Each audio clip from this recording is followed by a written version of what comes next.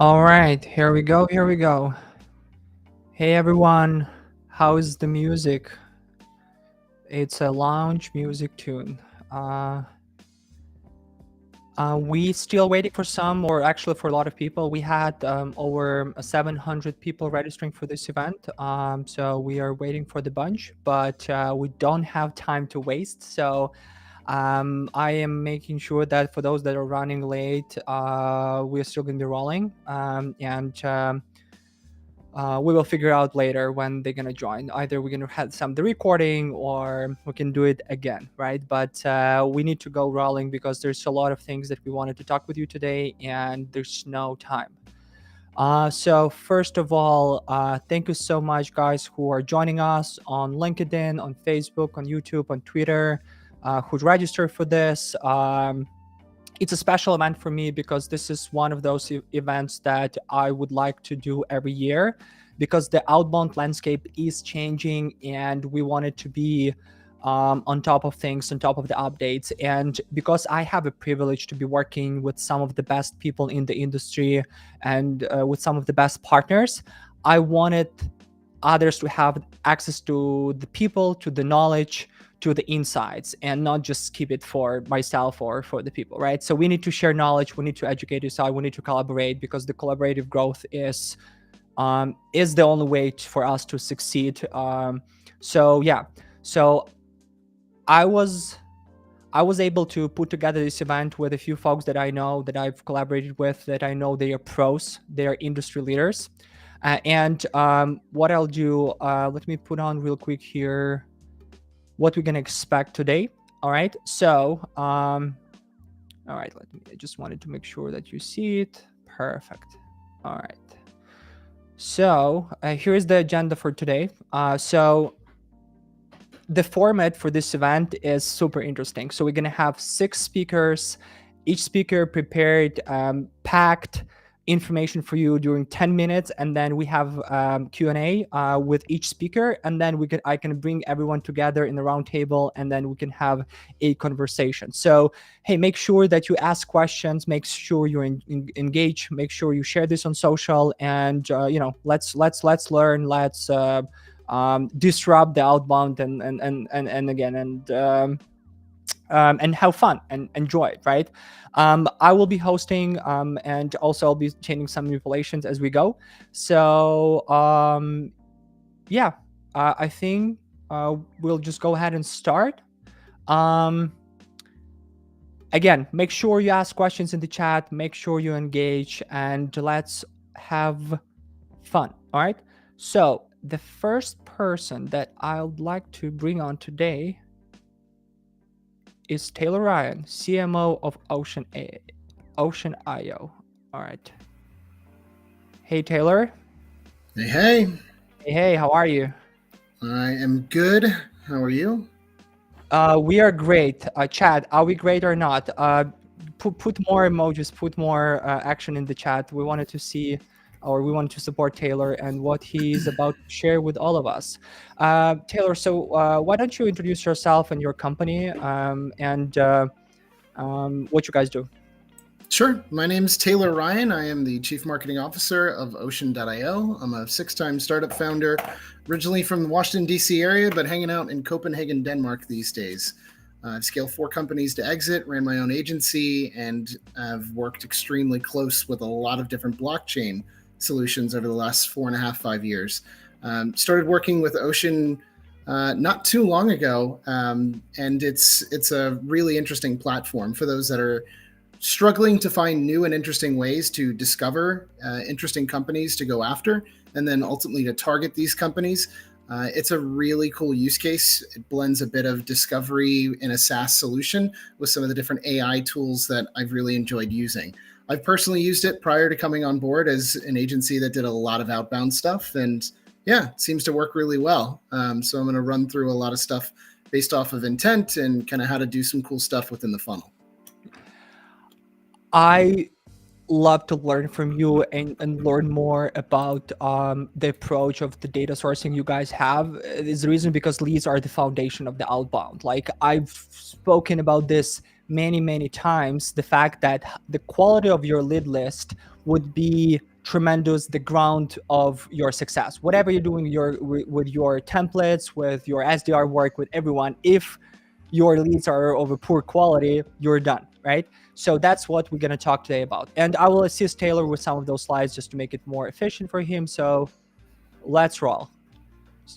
All right. So Taylor, what you are showing us today, what you're talking about today? I'm going to be bouncing around quite a bit, but I'm going to start with, I'm just going to dig in. Let's just do this. So I think it's really important to lay some foundations, and I tend to try to hit that from different angles. So I want to first talk about the standard marketing funnel. You have awareness, interest, decision, and action. And when I start trying to source a list, I try to figure out what does my audience know from the awareness standpoint. Usually you have kind of these three different areas that they fall into. The people are unaware of the problem, and therefore you need to inform and educate. They're unaware of the problem and unaware of different solutions. And then they're potentially unaware of the problem and actually may be aware of different solutions on the market, at which case you probably need to do a little bit more on the differentiator between obviously what they're aware of and other competitors of yours. Then I start looking at who are the people that are already interested in a solution like I'm selling. And that could be people that are already in the research stage. That could be people that are reviewing solutions based off of price, features, all that other stuff. And maybe there's even a few people that are in the consideration phase, which is basically they're ready to take action. They just need to know a couple of small things. I then start looking at what are the key things that most people absolutely need to understand when I'm selling to them before they make a buying decision. And usually it comes down to just a handful of things. We've all been there. It's need, timing, and resources. I often find that when my messaging incorporates all of the above through usually a sequence, people get super excited. The last kind of stage of this is thinking about how can I get people to act? Because if you are cold calling or if you're emailing, regardless, you need some type of action item that's going to provide value or get them interested in what it is that you're selling. So I found some interesting ways to create intent, and I'll share just a couple of examples. One is creating a case study playbook where you're able to figure out exactly what people are hoping to get out of the end solution of using your product or service. And if you have one really good customer, then that should be what you preach to when you're talking to brand new customers. The next one would be competitor FOMO. So I always try to find interesting ways of making people feel this really big sense of like, man, I feel like I'm missing all the opportunities here because my competitors are lapping me. Everybody has that insecurity that runs a business. So ultimately, if you can find some interesting ways to point out what other competitors are doing, you have a chance to kind of squeeze in. And the last one that I've played with a lot is sending people an imperfect solution. This doesn't obviously work with smiling and dialing, but I can provide a couple of quick examples. So when I go to send somebody a version of an imperfect solution, this is usually a template or this is some type of high value piece of content. I always try to figure out what are they asking before they make a buying decision. And usually that comes in a couple of different flavors, and I'll give a few different examples. So I worked for a company called Planday. It was an hourly shift worker app, probably one of the least sexy things in the world. It allowed people to do employee scheduling, and the idea was, hey, I can take a spreadsheet that is basically like a template off of Microsoft Excel and basically change a couple of things and offer that as a free giveaway. I would then reach out afterwards and say, hey, how did that sheet work out for you? I know that was something you might have been interested in. And most of the time they're gonna be like, well, it sucked. It didn't solve my problem. It's like, I know. We created an entire platform over the span of 4 years to actually solve this problem. Why don't you check out the platform? I've done this with a construction project management tool. I've done this with internal communication software. I've done this with AI tools. You'd be surprised how well an imperfect solution, when handed over to somebody, is this kind of beginning of a conversation where it's like, yeah, most people are going to use something that doesn't work. Take a look at what actually does, and this is what we're really selling. It's a really interesting hack to kind of get in front of people in a unique way. One of the other things that, and I'm paying close attention on time, I still have time. So I find a lot of really cool ways to find and steal my competitors' best customers. And usually that comes in the form of looking at where my competitors talk about their best customers. That comes in the form of trust signals. So those are logos on your competitors' websites, case studies where your competitors are listing out all the great things they've done for the people that they're working with, whether it's partners, clients, whatever. I've also figured out how to find testimonials across my competitors' pages. And this allows me to start building these really interesting lists. And I also have an interesting ask. If I know that my competitors are working with these people, I can say, hey, I know that you're working with, insert the name of my competitor. I'd be really interested in showing you what we could do because I have a feeling that you're going to really love whatever your key differentiator is. Then you So might even be. you're Go talking ahead. about the second point, right? Like find and steal your competitors' best customers here on the things to keep in mind when building the list in 2024. Is that right? Correct. Okay, Yes. perfect. All right. So guys, this is the list from Taylor about how you can be the best in the lead sourcing game. Okay, Taylor, sorry, go ahead. Sure. So there's different ways to automate this. I would say if you're at all tech savvy or want to be tech savvy, there's tons of scraping tools that allow you to go across all kinds of websites. So any type of website that allows you, especially if you're in the SaaS space, to compare your solution to somebody else's. So we're talking Capterra, GitApp, Software Advice, etc. You can use Mhm, tools like WebScraper.io, Octoparse, Data Miner. There's so many that would allow you to start pulling some of those competitors out. You could also hire a virtual assistant if you wanted to do that. I've also created mini ChatGPT 4 plus the browser add-on to be able to mhm, do this almost automatically. And I usually would include that in a presentation. We just didn't have room for it. I'd say one of the more interesting things that I've worked out and had a lot of success with, and I've also managed to use Ocean for, is looking at the competitors of my looking at the competitors of my competitors' favorite right. customers. So let's say one of my competitors listed Ticketmaster as one of their amazing clients. I would then look up StubHub, SeatGeek, Rival, Boleto, Ticketfly, and I could do that manually, or I could use a couple of different tools to find the competitors of these companies. And you create this element of FOMO saying, hey, I know that insert the name of this company, maybe it's Ticketmaster, is using a tool like this. I think we Mhm, have a pretty interesting solution that you might be really open to checking out, considering you want to keep up with the Joneses. Why don't we take 20 minutes and I can show you how all these things work? I can send you, et cetera, et cetera. And mhm, people actually take a look at that because, again, it creates FOMO. It creates this element of, oh, I'm not keeping up with the Joneses. So I mhm, tend to build a lot of best customers of my competitors of those. It's a hard thing to describe, but ultimately this is kind of what Ocean's about. mhm. Ocean created a really interesting solution, which is their lookalike feature. We recently opened this up for free trials. Up until the last month, this wasn't a thing. Mhm. And so we've seen a crazy amount of signups and a lot of activity around what we call our lookalike feature. So type in any of your best customers, and you can instantly get a gigantic list of companies that I are love that. similar in many ways to that particular customer. You can I start to love shape that. some of the message. Yeah, me too. I Yeah, I think it's mean, a really. listen, a lot of what we used to was the filtering, right? Like we filtered based on the industry, we filtered based on the title, but these days already are gone, right? We wanted to use the lookalike. Like this is my best customers.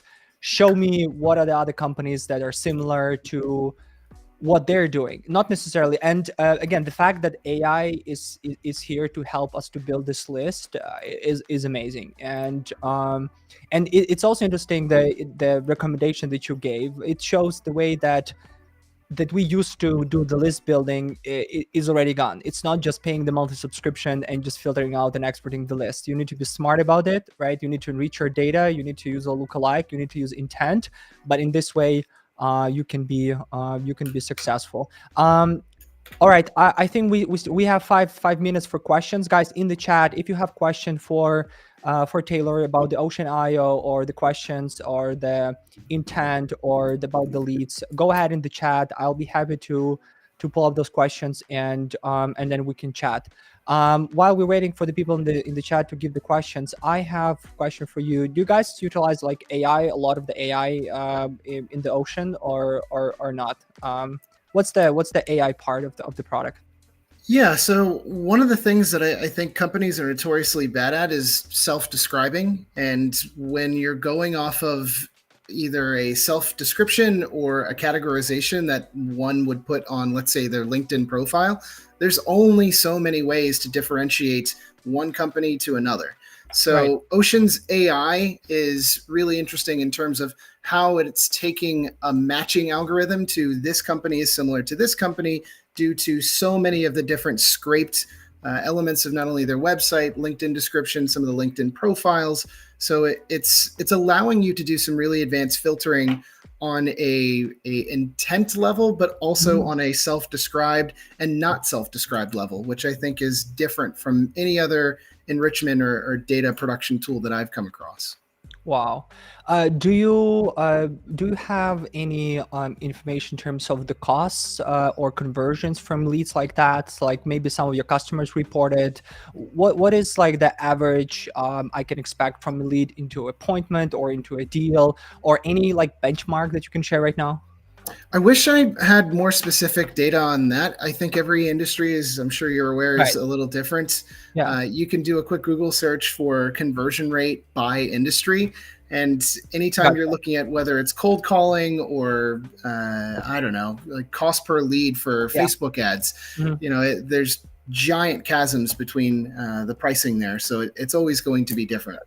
With regards to to the sort of like quality or the availability of the data, uh, do you know, or can you give me information about what are the industries that this is best working for in terms of enrichment, in terms of intent, in terms of the lookalike? Because obviously not all the industries have the equal amount of data available to them from all these sources, right?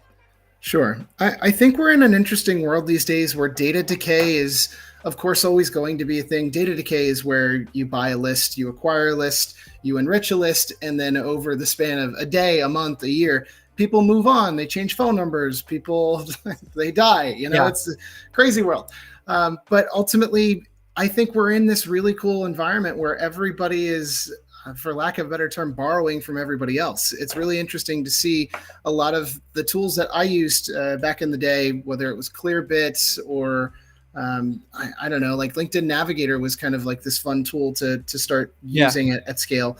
Dun and Bradstreet, all of these tools are stealing from each other. And I think there's only so many ways to get first point of source data.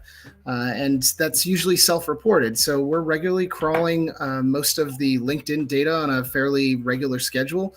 We're talking, I can't give away timelines, but Yeah. a consistent schedule. And in terms of using other sources to either pair up or match data to make sure that either the individual users that we've scraped are still at the company or the descriptions haven't changed, like all of those things are enriched on a consistent basis. It's not something you get when you buy a list, obviously. Yeah. So I think that's what you pay for. So we have a question from Kevin here. Besides going to the website and search for testimonial case studies, are there any other successful strategies for figuring out competitor customers that you can share on top of your mind? Sure. I mean, there's all kinds of different places where you can start to tease out these high intent things. I used to use Bright Data when I could afford it. It's like $1,500 a month. And that was really Right. good with social, yeah, massively expensive. And that was social media data. And so I used to find really interesting ways of either scraping groups or crawling certain types of kind of messages that were when people were complaining or saying that they were really frustrated with a specific competitor of mine. At which case, that was like the most important thing to reach out and be like, hey, sorry, you had a really bad experience with the person I hate, anyways. Why don't we have a call and I can show you how great we are?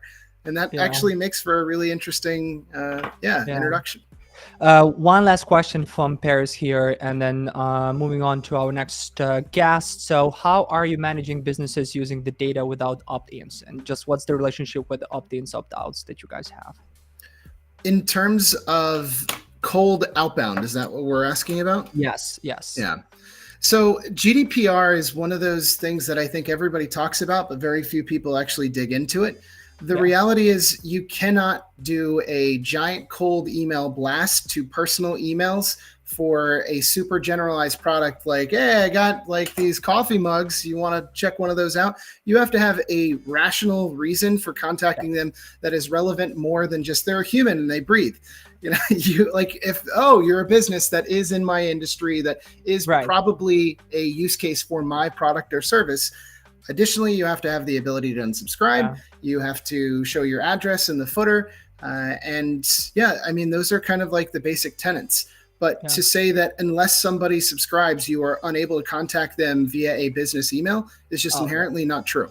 Yes. Like everyone knows that you can find me probably at michael@belkins.io and then you at taylor.ocean.io. So it's like pretty straightforward, right? So Anna, Sure. Taylor, thank you so much for joining us. I'll see you in a few minutes during the roundtable, and I'm gonna get you on the backstage. Thank you so much for the slides and for sharing. Cool. Guys, thank you. Thanks for Taylor as well in the chat, please. Thanks, man. All Thanks, right. guys. All right. Just kidding. Wow, that was great. My next colleague, David, is going to be here in a second, and we're going to be talking cold calling. David, hi. Hey, Michael. Hey, how are you? I am good. Thanks for having me on. Thanks, everyone, for joining us today. This is a great event. Absolutely, absolutely. We were all so excited to have you on and learn from you. I've posted many times on LinkedIn about learning from you about cold calling, because I hear from everywhere cold calling is back on the top of the outreach again 2024. People love that. They will see conversion. So but before I go ahead and we can chat about that, why don't you just introduce yourself, your company, what you guys do, and why you are talking about the cold calling. Yeah, thanks, Michael. So I run Sales Roads. We are an SDR outsourcing, appointment setting, lead generation, and revenue development company. And so I started the company in 2007, before SDR was even a term. So things have changed a lot. And we cold called out of Reference USA, which I got out of from the Philadelphia Public Library, right? So things have changed a lot since I started Sales Roads, and we have really tried to keep up with the times, with the technology, Yeah. the development, as well as some of the fundamentals, which we'll talk about today, which I'll be honest, have not changed, will never change, in my opinion. But that is what Sales Roads does, and why we really focus on cold calling and prospecting for our clients. All right. So what you're gonna talk today, and I ask you specifically, I ask you, David, please give me specifics, give me data, give me conversions, and what you, this is amazing. Like what are we looking at right now? Yeah. So what I wanted to do, and appreciated, the context that you wanted me to start out with is, cold calling in selling is a human sport, even in the age of AI. And we'll talk about that a little bit in the next slide. But it boils down also to metrics and a very simple formula, which I think everybody kind of intuitively knows, but I don't think everyone, both SDRs, people who are doing the cold calling management, pay enough attention to and monitor each one of these key 5 metrics very closely, and then think strategically how to improve each one. And this is what we do for our clients. We look at these every single day, both from a macro level as to how we can, deploy better things for our team to be able to improve these metrics, as well as on a program by program basis. So I'll go through each one. It's going to be a little quick. We only have so much time, and I know we have one other slide, but I'm going to try to go in as best as possible. And people who have additional questions, need additional data, please, hit me up on LinkedIn. Happy to share more. But obviously, the raw input for cold calling is dials, right? We all know that. But I think it's really important to have a target for your team and for yourself. We target about 120 calls for a full-time SDR every single day. If you're on the low end of that and you're calling every day and you're just at 40, I would consider looking at some technology. There's some downsides to it. There's some positives. We can talk about that more in the Q&A. Or also thinking about what your team is doing. Are they researching too much? Do they not have the right motivation? Which we're going to talk about. That is a key driver. And so really, you got to look at those inputs, because it is a numbers game, right? It's hard to get people on the phone, hard to convert them, and you need to have enough raw inputs. The second thing to monitor is your dials to what we call RPC, right party contact. So how many dials, how efficient are you or your team at getting somebody on the phone? This is tough, right? And the range is way out there. So, I know we wanted to put metrics here, but it ranges anywhere from 7 dials to 75 plus, if we're really going after C-level. And I think it's really important to monitor that for yourself, benchmark. What are the titles you're going after? Certain titles are easier. I can, again, share that data if people hit me up more granularly, but it's a wide range, but you got to get your hands around that, know what good looks like. And then if you are not hitting good, right, you got to look at a few things. One, and Michael, you talked about this, and that data is so important. It's the bedrock of what we do. And if you're seeing a low convergence rate, you just might not have the right data. We invest in lots of different data sources. We waterfall them. There are great tools out there like phone ready leads where you can actually find out who's more likely to pick up the phone, right? So when you are looking at that, you got to see whether you're on track, and then whether your team is doing the right things. There are also things that are tangential to it that actually have an effect on it. For instance, voicemails. A lot of people have given up on voicemails because nobody picks me up. Voicemails aren't necessarily for people to call you back with. Well, Orem, I think, did a study where people who leave voicemails saw a 1% increase in connect rates with that same person moving forward. Oh, wow. Right? And everything we do is on the margins, right? If you can just increase by 1% here, 5% there, right? That changes the calculation. So you got to look at the other things your teams are doing, whether it's voicemails, leveraging email, social channels, things like that are going to increase this metric. Third is appointment to right party contact. This is convergence rate. How well are you get someone on the phone? Are you converting? So on average, we see about 17%. These are cold leads. Top formers, no, everyone should be shooting for about a third. You should want to convert a third, which is not easy, right? Yeah. It is not easy. And there are a number of things you need to look at. And the first one that really impacts this is sometimes counterintuitive, but you brought it up already, Michael, and that is the right targeting. It's the right list, right? You can have the best team in the world. If you're not targeting in the right way to a relevant prospect, Ocean does a great job with that. Love the tool. There's lots of other things to make sure that you are targeting the right people. And that is going to increase your conversion rate, your team's conversion rate. Obviously, and we're going to go into some of this, opener, objection handling, tone is super important. So monitor this. And if you're not where you think you should be, if you're not at 17%, you've got to tweak some of these things. And I would urge you to shoot for 33%. Interesting. Top performers are at 33% conversion, which is twice more. So investing into a top performer, paying extra markup 20% or not, or hiring the best people on the job would basically double your conversion, or reduce your spend at double, right? Based on these metrics. Wow, it's amazing. And I'll put the caveat, not the caveat, because I 100% agree with that. And but there's two aspects to it. You got to have great people. This is the people business, right? We are people selling to people. So you got to have great SDRs and great training. Also invest in the data, though.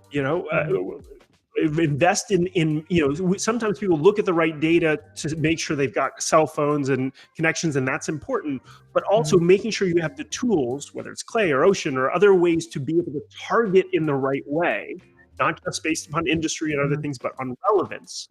That is going to change this metric substantially as well. Wow.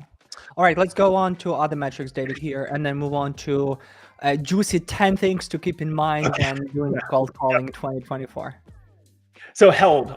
So sometimes we think we've got to just book the appointment, but it is the helds that is going to make the difference, right? And so you should be looking at 90%. Our goal for our team is 90%. And by the way, can you see me? Did I just lose camera? Am I? Yeah, you lose camera for a second here. Can you? I'll stop the camera and then. Yeah. I think you should. Wow, that's great. You know what? I'll just gonna put on. I'm gonna just put on the big screen here. Perfect. I'm I don't know. I'm an AI, I guess. Here we go. So, all right. So, do you want to go to the? Just show the slide. Yeah. Sorry about that. All right. Yeah, here you go. All right, so held rate. So we shoot for 90% held rate. If you are below 80%, you've got a bit of an issue. You got to work on it. And what I would monitor is, for this is making sure you're building, value on the call. If held rate, if you're not building value, if person doesn't want Yeah. the appointment, right, it's not going to help. And then the follow-up process is super key. Yeah. And then lastly, and I put this on the cold calling slide, but it's super important. You got to manage closing rate. If your reps aren't closing the appointments you're setting at a high enough rate, you're not only, there's parts of the discovery process that you need to be able to optimize, but it's also sometimes the appointments we're setting. You got to make sure you're targeting in the right way, you're building that value, and you're handing off in the right way. And then lastly, it all ends with revenue. And so optimizing this equation based upon revenue, and making sure that things are closing and targeting the right people, that is key. Dave, RPC stands for right party contact. So that's a persona that you're actually targeting, not just somebody who isn't somebody that you want to go after.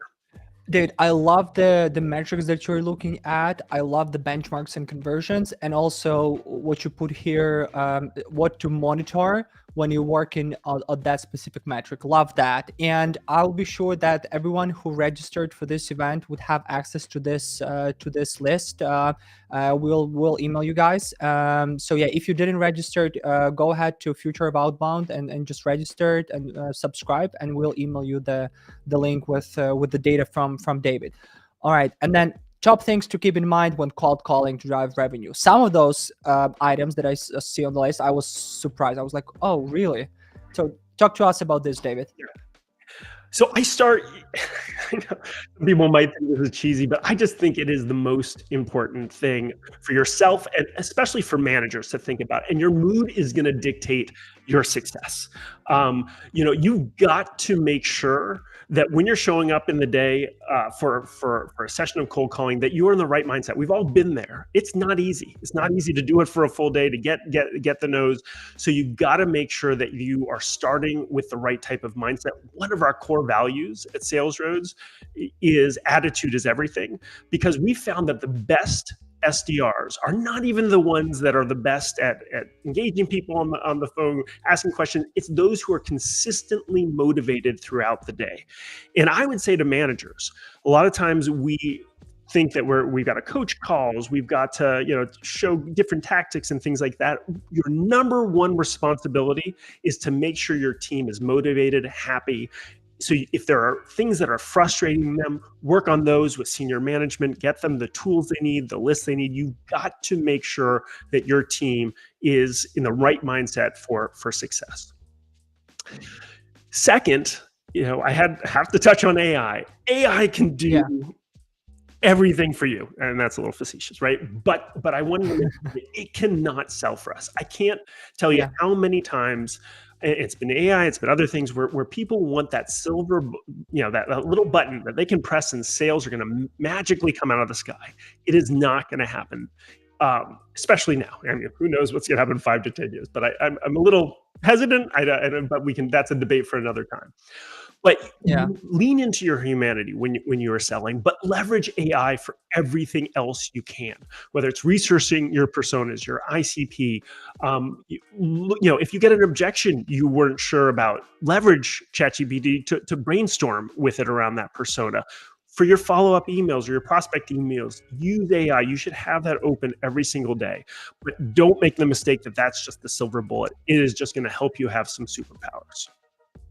We have 2 minutes for the list, David. Oh my gosh. Okay. Should I just run through them? Okay. So activity trumps perfection. I will go super fast here as much as I can. Instead of being, get action, get out there, try your pitch, get on the call. There's always one more thing to research, but I always lean on activity versus perfection. Be hyper targeted to be hyper relevant. There is just no excuse to call just general leads now. You can use tools to figure out, who is hiring SDRs, who has different issues with the way that their technology might be set up on their emailing. You can research these things, build a list, and then reach out to them in a way that you are hyper relevant to them, both in the way that you approach that call, but also the way that they're more receptive. Yeah. You also want to leverage that information to front load your questions with context. So quick example, here, we build lists for companies that are hiring SDRs, but don't necessarily have a sales leader or somebody who's running the SDR team. We can scrape all that information, and then we want to ask a question in the call that explains that we know that that's something that they're doing.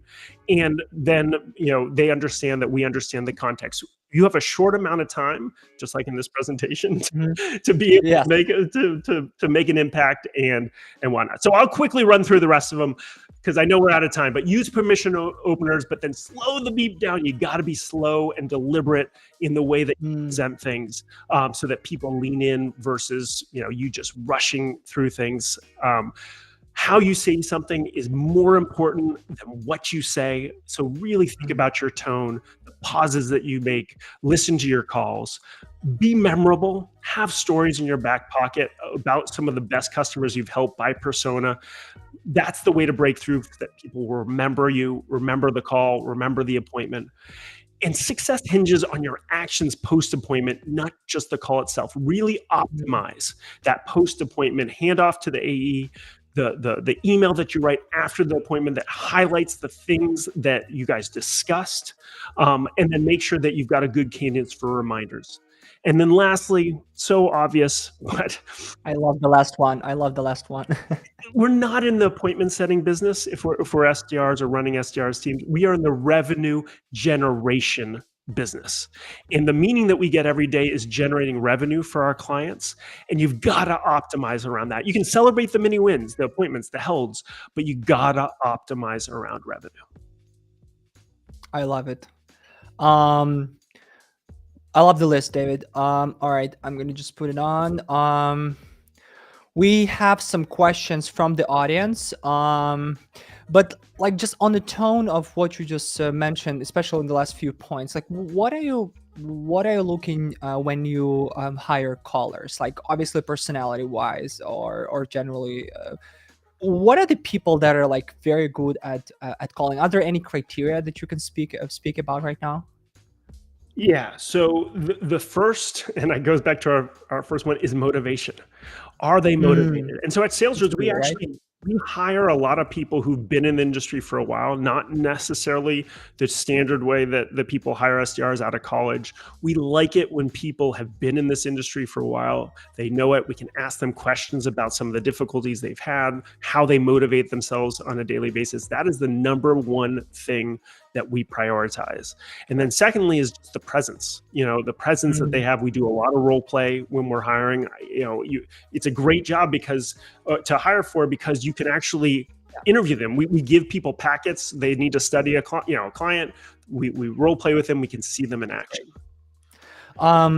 Matt here asks, what are the great phone-ready B2B lead sources aside from ZoomInfo that you guys have been using so far that worked for you very well?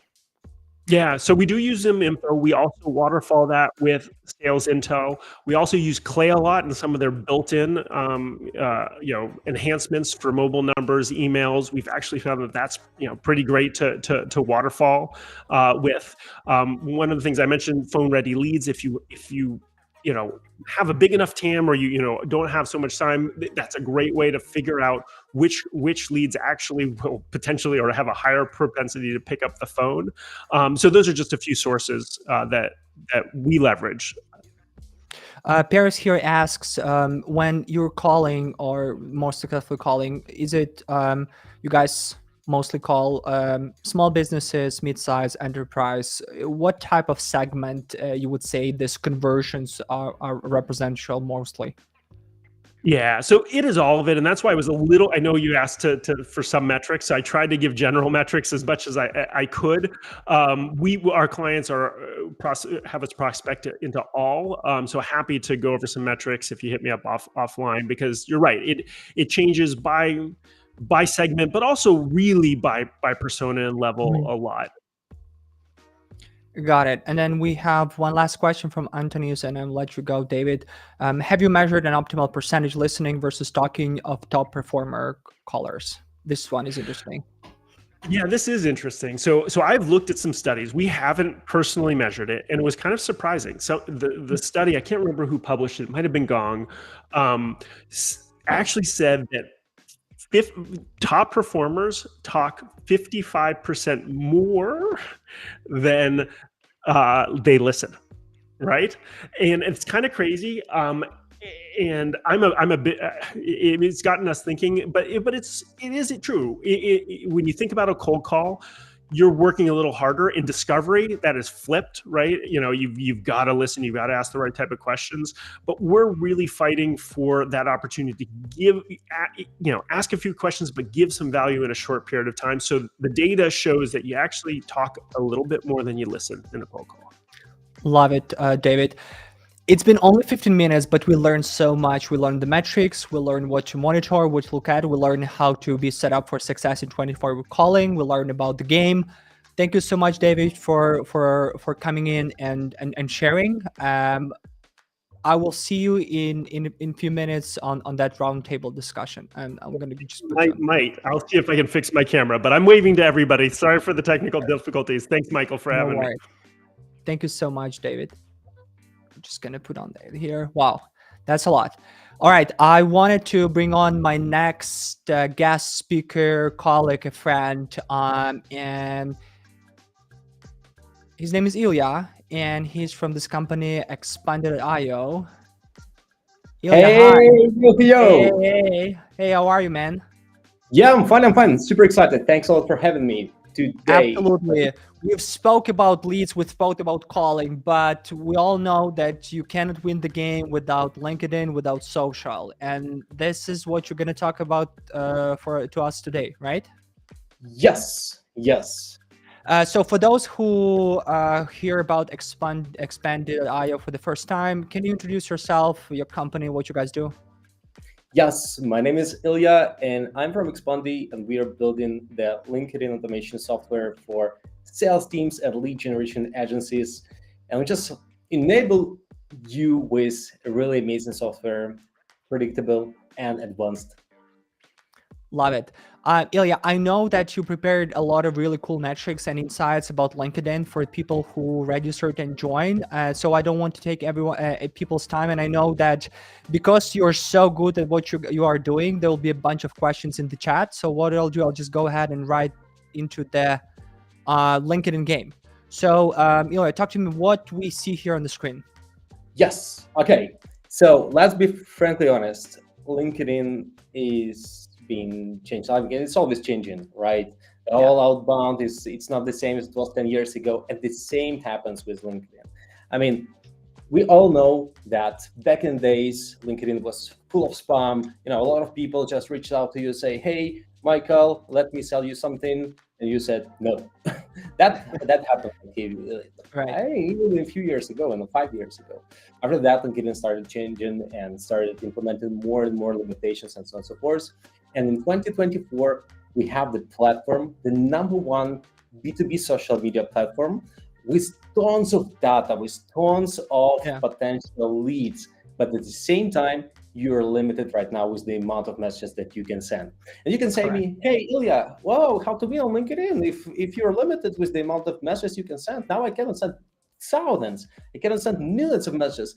What should I do here?" And in reality, you're not alone. Literally everyone is limited with the amount of messages you can send on this platform. But in reality, what you can do, and what I will talk today about, it will be how can you get the maximum out of each message you send. That's the first one. And the second one is, okay, but how you can increase a little bit the amount of messages that you can send. So here is a quick overview, and a bit more, we'll dive deeper on the next slide. So first of all, the new limitations. And new limits, it's pretty hard to say what is your specific limit for your specific LinkedIn account, right? But in reality, you can send from 100 to 300 connection requests per week. Is it a lot? No, it's not. And you need to understand that probably LinkedIn as a channel might not be for you if you cannot get leads and generate leads that with Mhm. a nice deal size, the average deal size Mhm. on LinkedIn. If not, it's not your channel. It's all good. But if yes, if your average deal size is pretty huge enough, then LinkedIn is the best channel for you, or Yeah. one of the best. So let's go quick overview. The first question that we're gonna talk today is about new limits and new limitation, how to work with that. And on the next slides, it will be a few growth hacks that you can implement in order to just send more messages. The Mhm. second one, Mhm. how to get better results, right? So, for example, you and that shows the statistics, and my personal campaign shows that Yeah.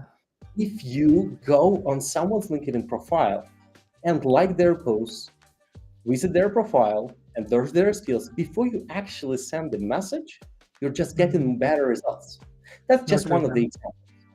The next one, it's about personalization. All outbound is about being relevant. That's definitely true. But in reality, the question is not why you need personalization, but how to actually implement the personalization and the right level of personalization. Not too much and not Yeah. enough, to actually convert people on LinkedIn. And we're going to talk about this.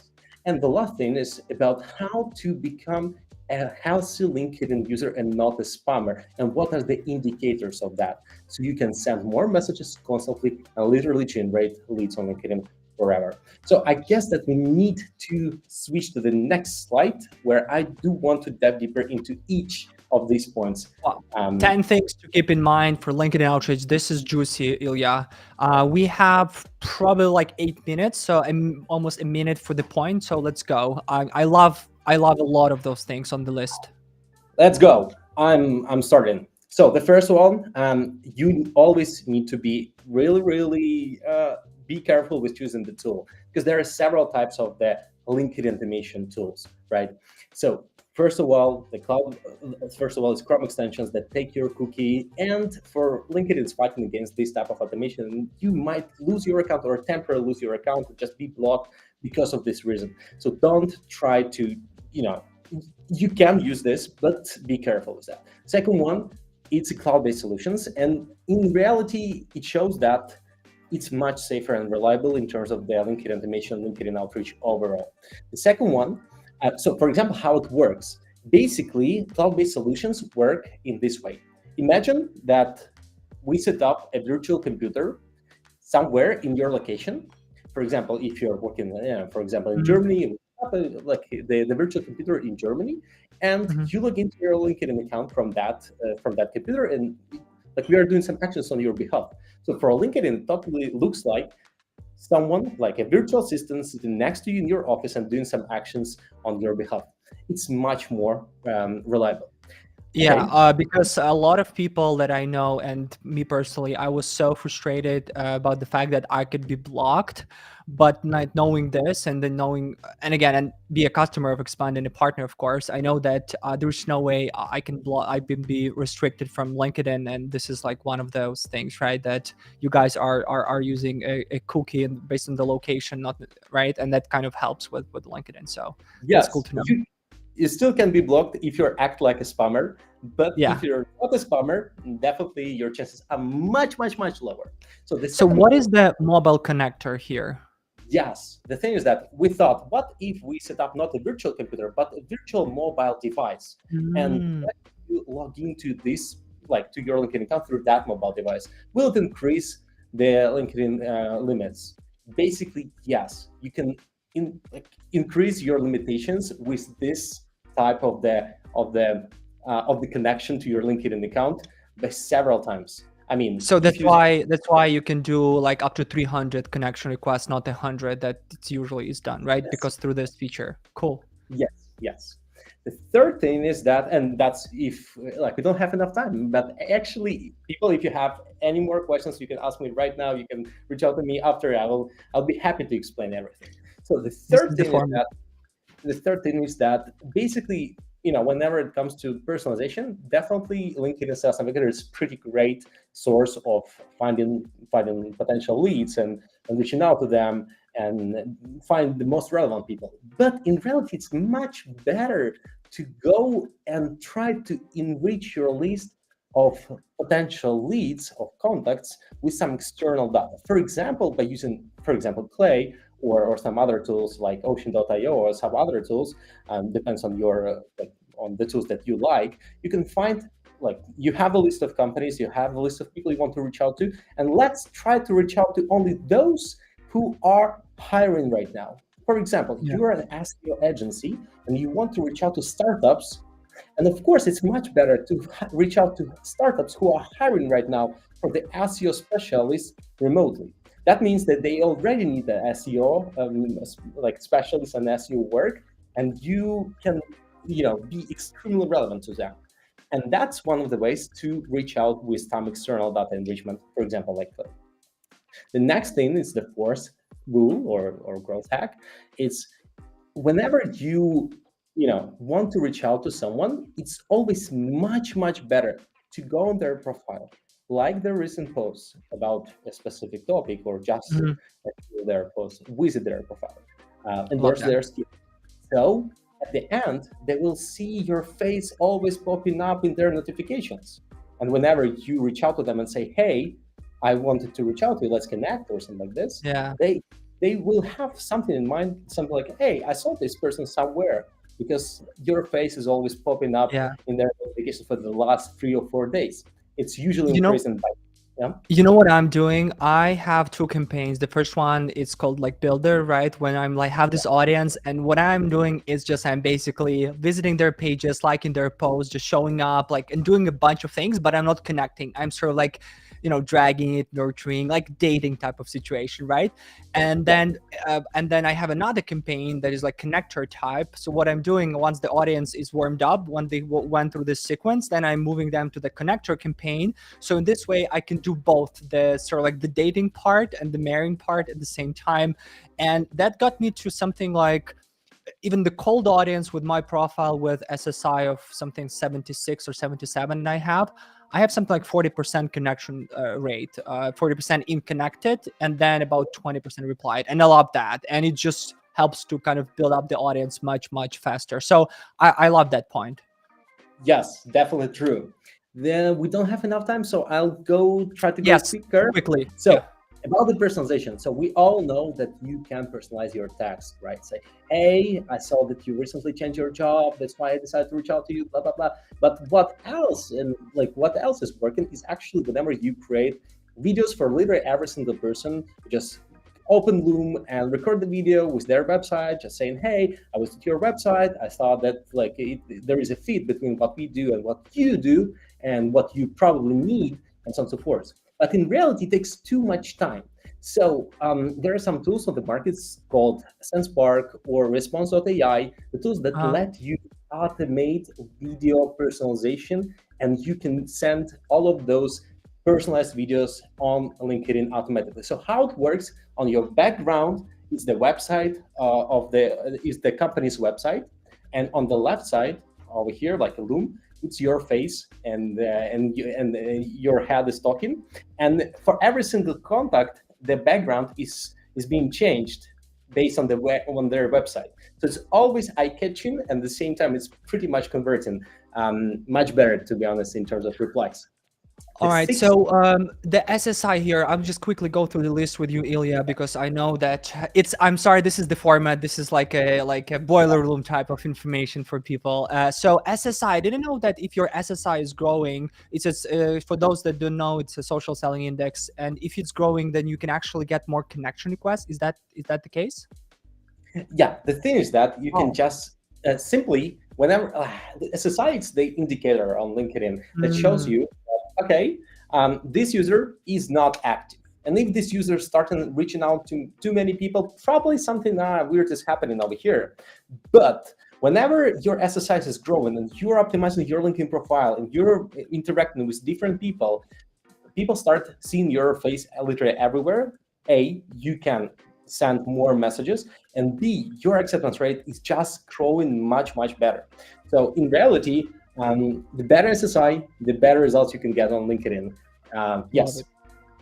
Love it. So And then we will email this list to everyone who registered. So please make sure that you have a link in the chat. Register at balcony.io, Future of Outbound, and then you'll have the list from Ilya. All right. Two more points, Ilya, and then let's move on to answer two questions. All right. So I love the number 9, number 8, and number 9. Can you talk about the number 8 and number 9 then? Super yeah, interesting. yes, in reality, if you are trying to chase a specific vertical, for example, startups who raised money or a specific, really specific niche of companies and people, try to adapt your LinkedIn profile to this specific audience for the next months. So, for example, for the next months, you want to reach out to only SEO agencies, right? That's just a stupid example, but you understand it. Just say you help specifically SEO agencies. Yeah, in this case, your acceptance rate will be higher. People will see that, okay, you're extremely relevant to them. And then whenever you change and trying to reach out to another audience, adapt your LinkedIn profile again and again and again. Love that. Love that. Especially in sales, right? When you can connect and you have a lot of appointments with this ICP or with these buyers, and just adapting to them is insane. All right. And then number 9 here. Yes. So that's a pretty broad topic, but LinkedIn is not only about reaching out on and connecting with people. It's also an amazing platform to share content. And if you follow the right techniques on how to create the right content on LinkedIn, some of your posts might go viral. And in reality, if your post is going viral, tons of people who are not connected with you right now will like and engage with your posts. So the best thing that you can do is scrape literally every single person who liked or commented on your post and try to reach out to those people. In a better case scenario, you can even find only those people who liked your post and fit your ICP, and reach out to them and say, hey, I saw that you engaged with my content on LinkedIn. I saw that I took a look at your profile. Probably there is a match in what we do. Let's talk. So it's really amazing source as well. Love that. Let's quickly move on to questions and just put on, there are some things, like 2 questions here. So first from Dave, how many endorsements do you recommend? Their top 3? How many endorsements do you recommend? Yes, just endorse their top 3 endorsements. That's more than enough. Because in reality, people just need to see your face in their notifications. But they see all the notifications. Someone like my So AJ here asks, is this only for teams, or do you work with individuals? I think it's about your platform. Yes, we work both with teams and with individuals and with lead generation agencies. So basically, we have like different functionality for different type of accounts. Overall, the platform is pretty great for literally everyone. And then just to answer Alejandro's question here, what's the mobile connector? That's the way for you to simply send more connection requests on LinkedIn in a safer mode. Technical details I will not share like right now because we don't have time. But in reality, just believe me, you can send it. I love this, Ilya. I know you do a bunch of really cool webinars regularly. So guys, if you want to learn more about all this nitty-gritty things about LinkedIn, go ahead and check out what the webinars Expanded Team and Ilya are doing. Ilya, thank you so much for coming in and sharing. I'll see you on the round table in a minute. Okay. Thank you so much. All right. Bye-bye. Wow. I think for the next year, I need to plan 15 minutes per speaker. But as you saw, guys, I just wanted this to keep going, keep rocking. I have another speaker. We are running up something like 9 minutes behind the schedule, but I'll make it up on the round table probably. But we're not going to stay longer. All right. So my next speaker is the colleague of mine, actually. I've been working with this guy for 2 or 3 years almost, and he's one of the best salespeople and professionals that I ever had the pleasure working with, Mr. Brian Hicks. Hi, Brian. Hey, I cannot hear you though.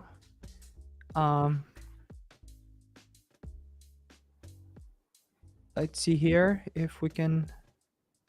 Guys, in the chat, no. I cannot hear you. All right, so guys, hope you have fun here. Oh, here you go. Sorry about that. Technology is great. You're good. Hey, how are you, man? Good. I'm doing well. How are you doing? I'm great. I gave you a sweet intro. I'm not sure if you heard me or not, but I told everyone that you're one of the best professionals I ever worked with. Are you blushing right now or Hey, no? No? I You appreciate are. that. See you. Absolutely. No, yeah, when I first came on, you guys might not have heard me, but I said, "Hey, boss, how's it going?" Yeah, Michael and I have had the pleasure of working together for 3 years. I'm proudly a member of the growth team here at Belkins. Actually, I just closed my 203rd client for Belkins in the beginning of this week. I Oh, crossed over wow. the 200 mark, and so everybody be happy for me. Celebrate your wins, Congratulations. and thank you so much. Um, We don't have a lot so of time, Brian, so I'll just dive into that. What you're gonna talk with us today? We are probably gonna have like 10 minutes for your slides. So what are we looking at right now? Okay, yeah. So to give everybody a little context, if you don't already know, Belkins is a top of funnel pipeline development agency that was founded in 2017.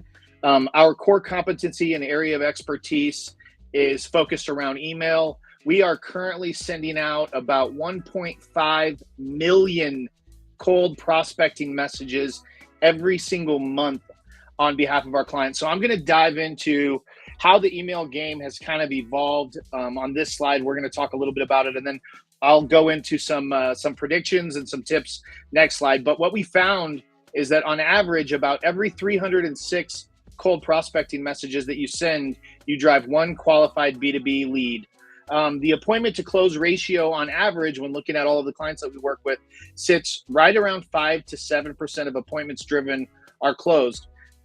We've noticed a decline in that percentage. So what we found is post-recession, people are clutching their wallets a little bit Yeah. tighter.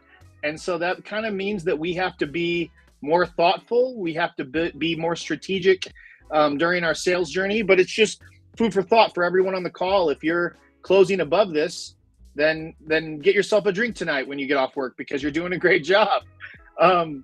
Conversions from lead to appointment reached about 0.8%, which is really fair. So again, if your BDR team is working their ass off and you're like, we're only converting 1.2% of our appointments, of our leads to appointments, hey, that's above average. That's great. So be proud of them. Average cost per appointment from cold emails sits right around $770. And I'm going to go into that on this next slide, and we'll dive into it a little bit deeper. But that just gives you a little bit of insight. Keep in mind, the average is just that. It's an average. If you're prospecting into schools and churches, Yeah. your cost of acquisition is going to be much less than that. If your target prospect is the VP at Amazon and Walt Disney, your cost is going to be much more than that. We found that the one BDR, when focusing on enterprise accounts, 5 appointments delivered in a month is great. Focusing on midsize, 10 meetings a month is also a great average metric. And then focused on SMBs, 20 to 25 meetings is a realistic expectation for them when it comes to delivering meetings for your sales team. On average for Belkins, we found our sales cycle sits around 40 to 45 days. Now, again, depending on your industry, if you're here from the SaaS industry, your sales cycle might be 3 months. It might be 6 months. It depends on how complex your solution is. So this is just data that we found within our own team and with our own process. All right, I'll just move on to the next slide. Wow, what is this? Yeah, so this is average cost per appointment based on industry. Nice. And then, so it's segmented on industries on the left. And then it's the key on the far right outlines startups, SMBs, and enterprises. So you'll see the kind of the average cost of acquisition for SMBs is highlighted in orange in the middle. So, if you're listening to this, find your industry. If you know the numbers, then compare your numbers to these, because this is what we're finding. Again, I've seen the cost of acquisition be as low as $220 if you're targeting churches. So if you can find a way to get religious institutions in your ICP, do Right. it. But then I've also seen it go up as high as $2,500 or $3,000 per appointment, depending on who you're targeting. This is just insight to hopefully confirm what you're already finding. If you're finding that your cost of acquisition is way out of whack compared to this, something needs to be adjusted. Something needs to be changed. Yeah. And you have this QR code here that you can scan, and then you can get to the same list, and you can just look at it at home. And by the way, for those who just joined, if you didn't register at Balkan.io Future of Outbound website in the chat, go ahead, do that, and we'll email you the list. We'll email you the deck and the recording for this event. All right. So, lesson learned from cold emails to apply in 2024. Hit us up, Brian. So one of the reasons that I love email, just to back up a little bit, is I cut my teeth on 100 to 150 dials a day doing prospecting, and I was reaching out internationally. And when I started leveraging email, I realized that my phone bill didn't go up as high because I didn't have to call international numbers. And now I know we've solved that problem, but also I could land that message in front of everyone that I was reaching out to. So it enabled me to do a lot of international outreach. Spam the chat with where you're joining this meeting from. So just let us know what country, what state you're from. It'd be interesting just to see that. But I learned that everyone, by and large, every professional uses their email. They clear their inbox by the end of the day in most cases. Now, over the past few years, email has gotten more sophisticated, and I see that, Cassie, you made a point about this, and it's something that I'm going to talk about. But I'm going to go through this list, and I'm going to try to do it expediently, just because I know we're kind of pressed for time. Reach out to more people per business. Don't focus on one, but we found a sweet spot of 2 to 4 prospects per organization gives an average highest open rate, reply rate. I'll talk to you about why I just corrected myself on saying open rate, because open rates aren't so great anymore. Avoid reaching out to more than 3 people with the same domain at the same time. Well, Brian, you just told me 2 to 4 is the number. Why? No, listen to me, class. Don't reach out to more than 3 at the same time. If you've got 5 titles you want to go after, great. Don't ping them all at the same exact time. It's a flag for your spam filters. They see you doing a mass amount of outreach into the same domain. They start flagging those messages, sending them into the junk box. Space them out a little bit. Short and sweet is key. I love what David said about calling. I kind of use the same approach when it comes to email. Keep your emails concise. Don't do a lot of fluff. 1,000 characters or less. And a new thing, well, not, I would say new, but I learned this past year: ditch bold and colored fonts.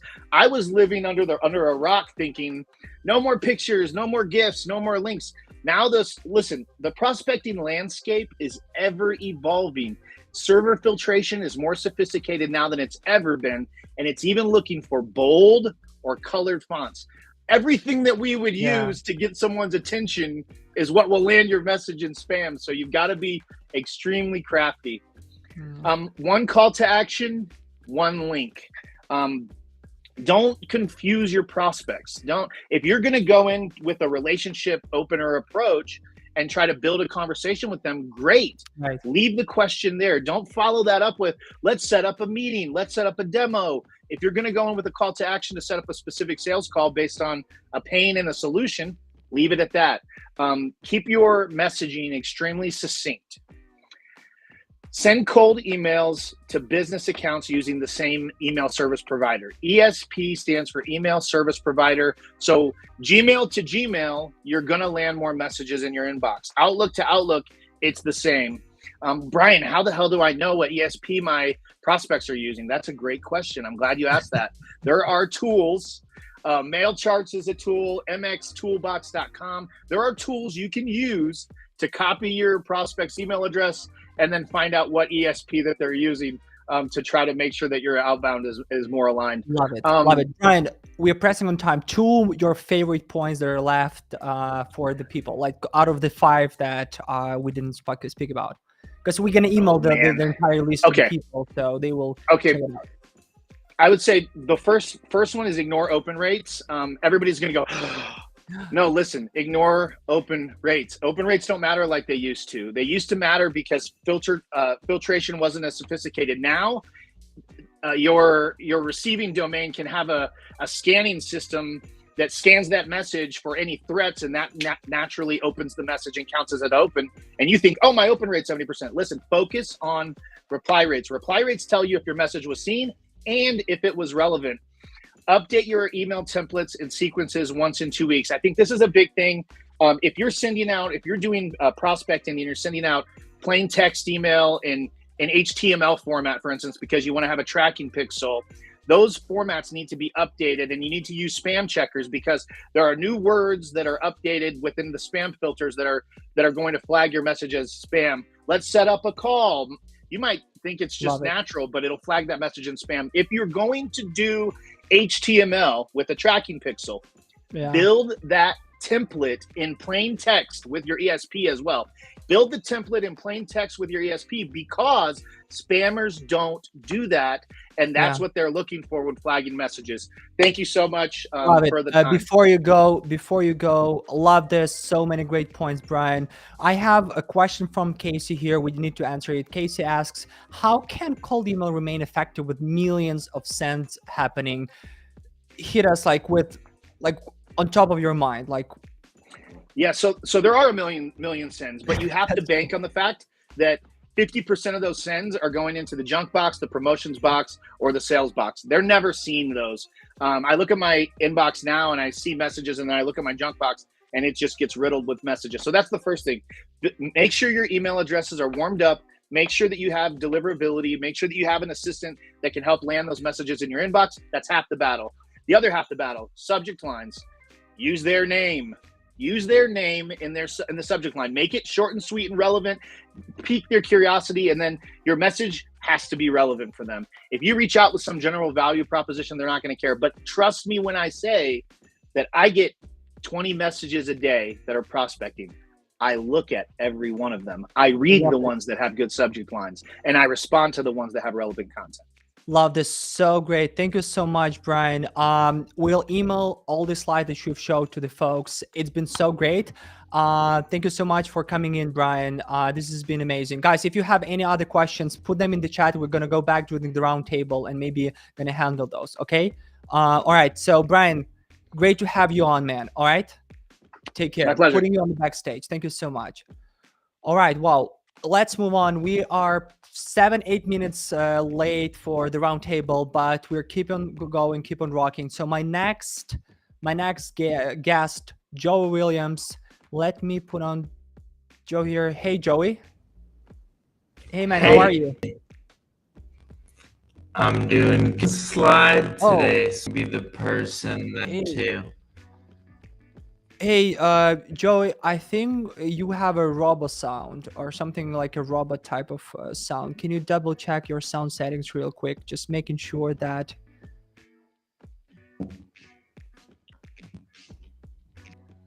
No. This is what, again, this is happening. Yeah, this is happening. Maybe this is the platform. This is the thing. Huh. How about now? All right, so let's see. Joe, can you say something one more time? Yeah. Sorry, guys, for the. Yeah, I can hear you. This is because of AirPods. Marina is saying. Ah, those AirPods. That's Do I still like a robot? I think we have some kind of delay. Maybe you can either reconnect real quick or just change the settings. Maybe it's gonna help. While yeah, it's like an AI. Yeah, it's very similar to AI. I agree with you. That sometimes it happens. Let's wait for Joey to. Hey guys, if you stay with us 5 minutes late, it's fine. You see, there's a ton of value here.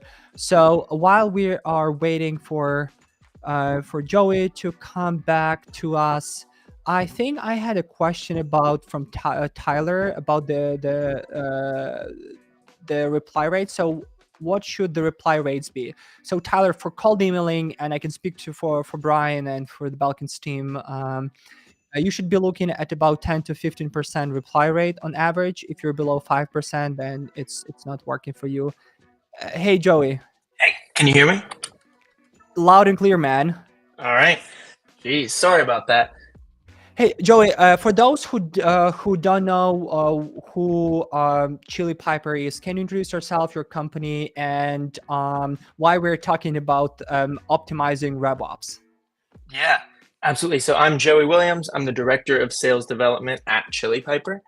We are an inbound conversion platform focused on converting leads into meetings. Love it. And by the way, I brought on Joe and his team. We are the customers and the partners of Chili Piper, and we love the platform. And we're actually using to optimizing booking appointments for in the outbound as well, and making sure that that handoff process from the BDR or the SDR to an SC is as smooth as we can. All right. So Joey, what we're going to be talking today about? Yeah.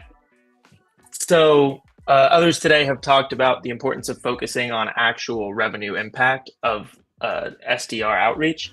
So that's a really important topic here. So we at Chili Piper, our SDR team hovers month over month around 50% of our new business revenue comes from our SDR team. So everything we do and all of what I'm talking about today as far as process optimization is focused on how to make sure we are working the right accounts that are most likely to convert into customers. So starting on the left of this slide here, I'm going to talk about where we started, how we figured out what a target account actually looks like for our SDRs. And then as we move to the right, talking about how we've automated the process of getting them the right account at the right time. So on the left, so talking about what makes the right target account. So starting off our SDR team, building it up from scratch, the first question you have to answer, one of the first questions you have to answer is what makes a good account? Not only based on firmographic and technographic data, but also how does an SDR find that account? How do they know to look for it every day? And then how do they message based on that? So making sure we build out a process for our SDRs, manually finding the right accounts, and for every single thing that they see that might make it a good fit account, what is the reason that makes it a good account? And then linking the messaging to that trigger. So for us specifically at Chili Piper, our legacy product Form Concierge, the use case for it is converting prospects from a request a demo form into a demo. So someone comes to a request a demo form or an inbound form and they want to meet with your team. We want to make sure they're able to leave your website with a meeting already scheduled if they're a qualified prospect for you. So for our SDRs, one of the most important things we look for is, does a company have a request a demo form on their site? Do they get a lot of traffic to that form? Does it look like they're investing in getting people there? Do they have ads that link to that form? So these are all things that at the beginning, we were manually checking to find the right accounts.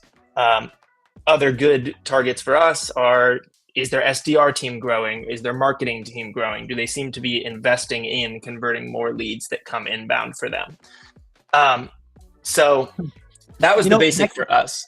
Sorry for not being here. Just take an example when you mentioned the booking link. I remember back in the day when people, and maybe if some of you guys listening to this, you still on your website have just an email or phone number, but you don't have a book a call link with the scheduling page.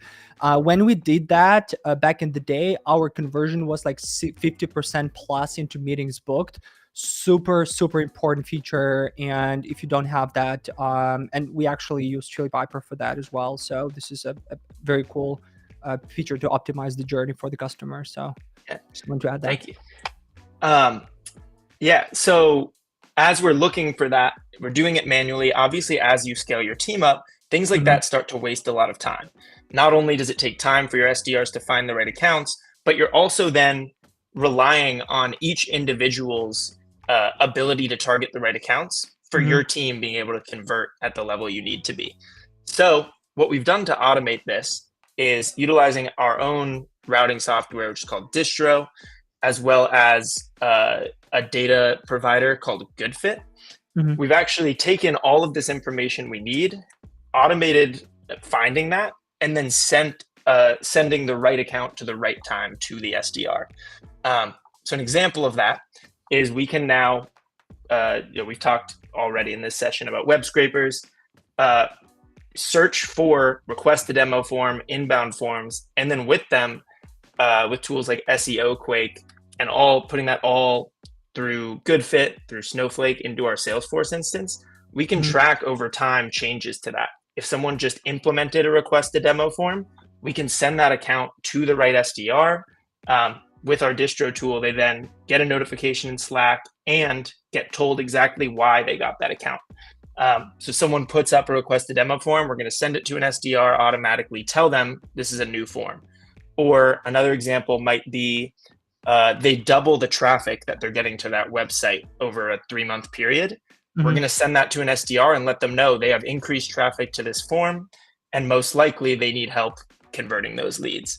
Obviously, this is going to look different for every company, but the main impact here is that our SDRs aren't having to manually find these accounts, and we're giving the creative, smart people that we're hiring the best tools that they need to reach out to the right accounts with the right messaging.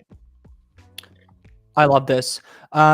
This approach, or the way that you guys are doing this, can you share with us how did it increase or improve the conversion that you've had for your outreach? Do you have any numbers for us? Yeah. So around the middle of last year is when we implemented the new data into Salesforce. Since then, and I mean, we're selling primarily to SaaS companies in the market over the last year. A lot of those companies' team size have decreased. So with that, you would expect pipeline per opportunity to decrease, as it's based on number of users we're going to see. Since the middle of last year when we implemented this, we've seen about a 30% increase in pipeline per opportunity just from sending the SDRs the right accounts at the right time. So that's been the primary impact. And then with our close rates staying steady from that, we continue to increase our impact on the org. Wow, that's a lot. And Joey, we talked today about LinkedIn, cold calling, cold emailing. You're managing the team of SDRs. Like, when you look at the ratio per channel, like, what's your take on that? What is the channel you're mostly focusing on, or you guys are doing multi-channel, or how does it in reality work for you with all the information we shared today for your team specifically? Yeah, I mean, we always tell every rep that comes in here, you cannot succeed in this role without doing all three of those: LinkedIn, cold calling, and cold emailing. The reason we've put so much focus into automating the account assignment and making sure they have the right tools of why that's a good account is that we want to leave it up to them to do what works best for them for the messaging. Every SDR I've seen, if someone finds messaging that works for them specifically, or a specific LinkedIn message or a specific cold call opener that works for them, when other SDRs try to copy that, it doesn't work. So the most important thing, and the reason we hire smart, creative people, is that we want to give them the freedom to then do the outreach that's going to work for them and be creative to stand out both from their peers at Chili Piper, but also stand out from the other 20, 30 SDRs that are reaching out to that prospect that day. So if somebody converts better on LinkedIn, they're going to be doing a higher ratio of LinkedIn compared to calls, but nobody succeeds here without doing all three of them. Love it. Love it. And then you listen to all the previous speakers talking about the other channels. Do you think we missed something? Do you have any additional input for any channel we've spoke about today that you can contribute to just expand on any of the topics? Yeah, I think one thing that sticks out about messaging, it's a little cliche, but relevance to your prospects. And that's, again, why the most important thing for us is getting them the right data at the right time so that they can then take that, be creative, and be relevant to what their prospects are experiencing. I get so many cold emails that start off with saying something like, "Hey, Joey, I see you're hiring SDRs." That, to me, speaks to the experience that SDR had, where they spent a long time finding that information, and they needed to put it right in front of me. They needed to tell me, like, "Hey, I learned this thing about you," versus when you give an SDR all the right information about their prospect, they're going to incorporate into that message in a way that actually speaks a little bit more to that prospect's language. Yeah. I usually, the way I tell my guys is like, hey, try to read it out loud, and just, if it's cringy, if it's like, can you actually hear yourself when you read this, your prospect's voice, or it's just completely off. And be empathetic, be human. Yeah. That's why we keep the messaging part of it up to the reps. Obviously, we use cadences and Sales Loft and things like that, so it's partially automated, but we leave that up to the reps because they're the ones who are going to be the best at thinking, what is this prospect really experiencing with the topic that we're going to talk about? And, read it in their voice. Love it so much, Joe. Thank you so much for coming in. We'll have a few slides for Amir, and then I will see you on the round table for some of the discussions, okay? Thank you so much, man, for sharing. It was so cool. Thank you. All right. Guys, we will have one last speaker joining us today, and then we are almost right in time, and then we'll move to the roundtable discussion with everyone. So you will be able to ask questions. So think of the question for every speaker or some groundbreaking, futuristic type of questions that you can ask for everyone, and I'll be happy to discuss that. So we'll be working with the chat. It's a live discussion. You have access to all these people. You can ask any questions. I'll be sure to answer to get those questions delivered to them, so then they can actually answer them. All right. So my next speaker, CEO of CloudTask, Amir Raider, is going to join us in a second. So I just want to make sure that I can recap. So we've talked about list building and data generation. We've spoke about calling. We spoke about LinkedIn. We spoke about optimization. We spoke about emailing and calling game.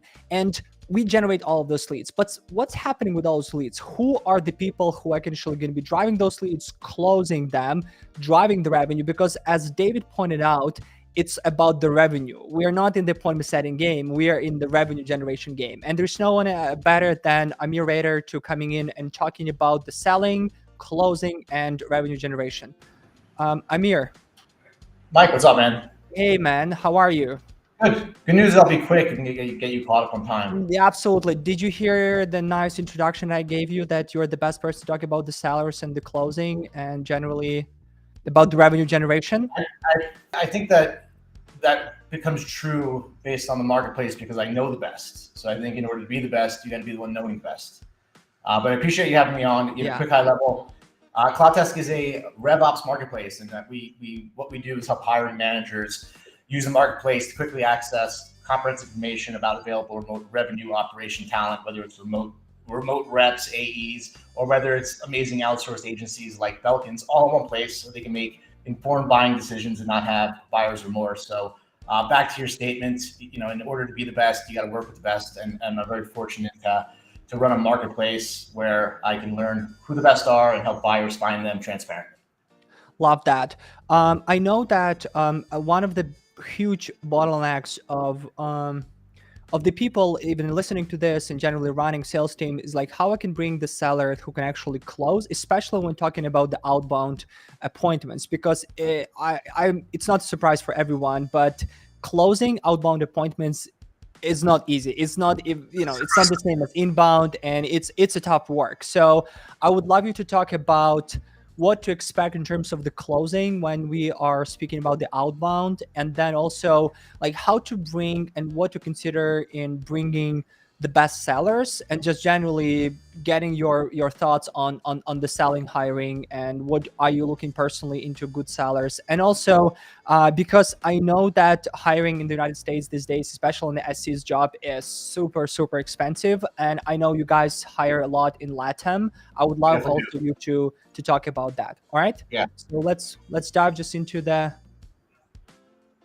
Yeah, 100%. So just talk about outbound, inbound. I think one of the big issues is that the revenue at the end is the same, but the buyer and their intent is not the same. And a lot of businesses that we worked with the years, I could name some, Nextiva, one of them. They would scale to 100 million in revenue through inbound, right? And inbound through SEO, blogs, people just basically finding them and signing up leads, right? And I think people need to remember that every industry is going to have different closing conversions. I think one of your teammates brought up the fact that churches have the lowest meetings, right?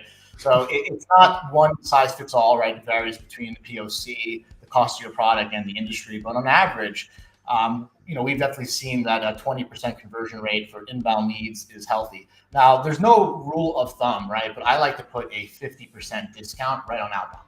And I like to put that discount just because if you look at Bant's, budget authority timeline need, right?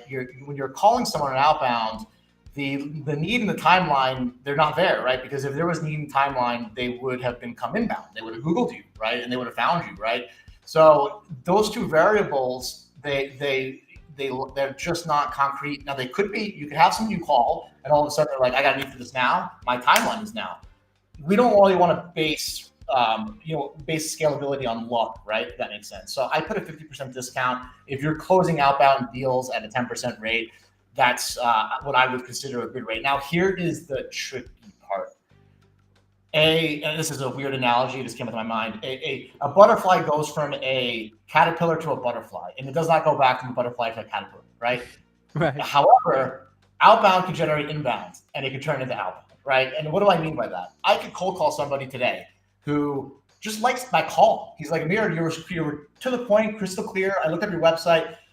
I just don't need your product, right? Yeah. Well, what happens if they hang up with me, but 2 years later, they come to someone's website and they fill out the form because now they had a problem and they remember that cold call, right? Yeah. So it's kind of weird where outbound can become inbound, and it often does. And I think that we're going to live in a world where people are going to start realizing that. So this concept that, this is kind of where I get back to where people really, I believe, make mistakes by trying to measure everything at an inbound, outbound level versus just their monthly and revenue goal, right? Like if you know winning a game means you need to get 50 points, focus on that. Outbound generates inbound. Inbound can get ignited by outbound, right? And it's just becoming fluid, right? I think this is the only thing that is fluid. I think there's a lot of topics in America about things not being binary and going back and forth. I'm not going to get into that conversation, like, you know what I'm talking about.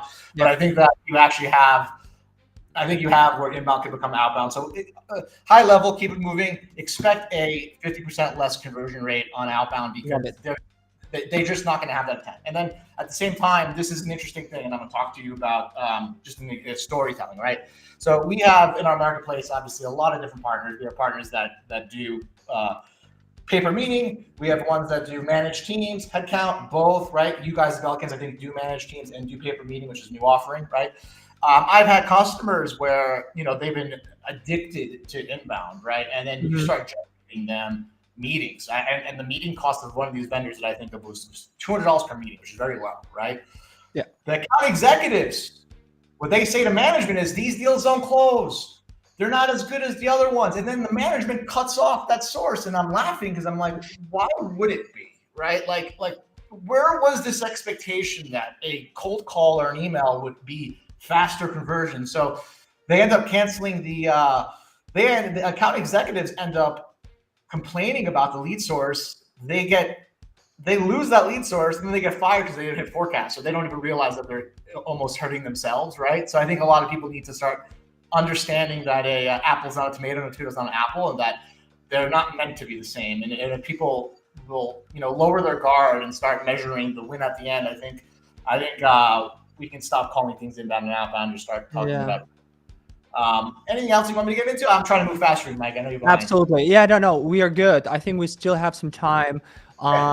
Yeah. So, talking about average sales cycles, just generally, I love this point here about the fact that companies with products online might have a different sales cycle than those that sell services and vice versa and stuff, right? So, can you talk to this? Yeah, it varies between a lot of your products, right? Like if you have a product like Growth where you're getting people to sign up for free, right? It technically can blind your sales cycle, right? Because all of a sudden now they might be considered a sale the second they sign up for free, and then it's your job from the CX team to grow that revenue channel, right? Like you said before, a product that with a lower cost is clearly going to have a faster sales cycle. An inbound lead where somebody SEOs you, Googles you, knows they have a problem, typically will have a faster sales cycle, right? If you're getting a DDoS attack and your website is down, you probably will close with Cloudflare in 1 day to get you back up, right? Yeah. Obviously, enterprise products, a lot of change management are going to take a long time. If you're trying to sell NetSuite, which is an ERP like Oracle, you might have to wait till a company goes IPO, right? And until they want to close on that. And they might be aware of you for 2 years until they go IPO. So yes, inbound sales cycles can be faster. Outbound sales cycles technically can be longer. It's not always a rule. There are exceptions. There are people that you can call outbound and close tomorrow, but that's not really where you should base your future on. I am already start building with you guys and generally building a team in LATAM and bringing on people. And I love this few slides that you shared with the audience here about the different insights and in different specifics of hiring folks in LATAM. Can you speak to what we see here on the screen? I think we've hired 3 or 4 people. I'm not sure yet, but I see the chat going on. I'm happy to see that. But see, talking about Latin America, right? I think it's a twofold thing, right? I think people in Latin America are excited that they're getting jobs where they're making 100 to 200% more than they normally are. And I would imagine American U.S. reps, with the cost of living going high, might see this as a threat to them. But running cash flow negative companies is more of a threat, in my opinion. So, I think understanding labor laws is an interesting thing to talk about. And, I'm going to get right to the point. Labor laws in Latin America are meant to keep people behind. I said it again. Colombia, there are 21 Mondays that are holidays. They don't even know what the holidays are. And a lot of people don't have money for rent, and they're taking 21 holidays. So understand the labor laws, but also understand that you might not want to give them an employment contract. You might want to pay them as an independent contractor, same way a 1099 would be in the United States, because you could pay them more, they keep more of their money, and then you get around labor laws that are kind of meant to keep them back. It's kind of a weird statement. You can call me out on it. Anybody can QA me, but what we found is that in Latin America specifically, a lot of these labor laws are actually slowing innovation, and it's kind of a tricky one. So yeah, I recommend people hire people under independent contractor, pay them well, and avoid the labor laws because they're really not conducive to innovation, right? Obviously, the right tools, right, it is a big deal. There are talking about the cloud task. Obviously, we're a marketplace, right? You can find people and pay people for free. But there are obviously lots of other ways of recruiting people in different countries. You can put ads in LinkedIn, Instagram, TikTok, and then you could work with payment partners like On Top Deal. There's so many of them, PayPal, right? So just make sure that you understand that payments are very important in Latin America. I think one of the big differences in Latin America versus the States is that in this, like I said, I like to just be direct and honest, right? You have a thing in America where a lot of people live at home with their parents until they're 40, and they can kind of live a little longer with cash. You have a situation in Latin America where 2 to 3 days delays in payments can really affect them. A lot of Latin Americans take care of their families, which is a cultural thing. So just making sure that if you're going to hire remotely in Latin America, that you understand any delays in payments, and that you can communicate this with people, so that if there's a Martin Luther King holiday on a Monday and there's 2 days delay in payment, that they just know in advance, right? And then also, if you're worried about activity levels, there are tools like Hubstaff that can record people's screens and activity levels, and keep people, active. So there are tools out there to ensure that you can do this right. The cool part is that any kind of tools that you would use to manage a remote team in the United States are the same as Latin America. So you don't have to use 2 different sets of tools, right? When it comes to language and communication skill, I definitely would recommend that you look for fluent English or professional English, especially for facing roles. And one of the other things that I would want to know is that just keep in mind that there's different cultures, right? I think in the United States, I used to work for NetSuite. I had an $85,000 base. I had $85,000 that plan. It was 50-50. That works in America. It does not work in Latin America. Latin America, they really are more focused on a base salary, not on commission. It's a cultural thing. And I think you just need to understand how that works. So keep in mind that the same commission might not be as enticing for Latin Americans as it would be Americans. Would you say like 80-20, 80 base, 20 commission? Is that the right percentage? I would. Yeah. I think that's the right mix. Okay. I would say that. Yes. Yeah. What I look at, I love this one. And we're moving on to the round table. Tips to hire account executives and closers. I love each one of those points because it's not even necessarily just for the LATAM. Like if you're outsourcing, if you're like hiring remotely, it's everywhere, right? But not a lot of people realize it because only during the COVID, people moved from, all on site and moved to, okay, let's just do, partly remote, or just let's move fully remote. So what are we looking at here? Yeah, listen, don't make the big logo mistake. I'm going to call out my good friend Andres Bloomer. He's actually somebody who's a mentor of mine, and he accomplishes a tremendous amount of things, so I can give him a little bit of a jab. I remember when he was working his company here in Latin America, and he had hired a chief revenue officer that used to work for SAP, right? And he was like he was like, the guy was like, he knows what he's doing. I was like, actually, no. I was like, SAP just sits there and get inbound leads. I was like, this guy has no idea how to create pipeline, no idea how to prospect. He fired him in 9 months and said, Amir, you were right. I really wish he'd just listened to me, right? But you are not SAP, you're not Oracle. You're not, do not think, it's actually the exact opposite, right? If you are a startup that is looking to, that builds pipeline with outbound, you should find someone who's got outbound, who worked for a startup that had outbound, because it's completely different skill sets. I used to work for NetSuite. I closed at NetSuite a $600,000 deal. Do you want to know what I did, Michael? Absolutely fucking nothing. I literally was a customer success rep. They were congratulating me. Amir, good job closing this deal. I was like, what are you talking about? Just answer the email and literally come back. NetSuite spends millions of dollars on educational. People buy it, right? So just understand that, try to look for people who have experience with companies that have similar needs as yours. It's a bad thing if they work for a bigger company, not a good thing, right? And then look for the SDR mentality, right? Like, this is an outbound event. We're talking about outbound, right? I remind you again about my Cloudflare example. If your website is down for DDoS attacks and they got you, they're going to come back to you, right? If you are an account executive that doesn't really follow up, doesn't hunt, you're not going to work. You'll be a good. I think we lost Amir here for a second. Really look for that has that SDR because they will need it. They're going to need the whole point of the conversion rate being 10%, right?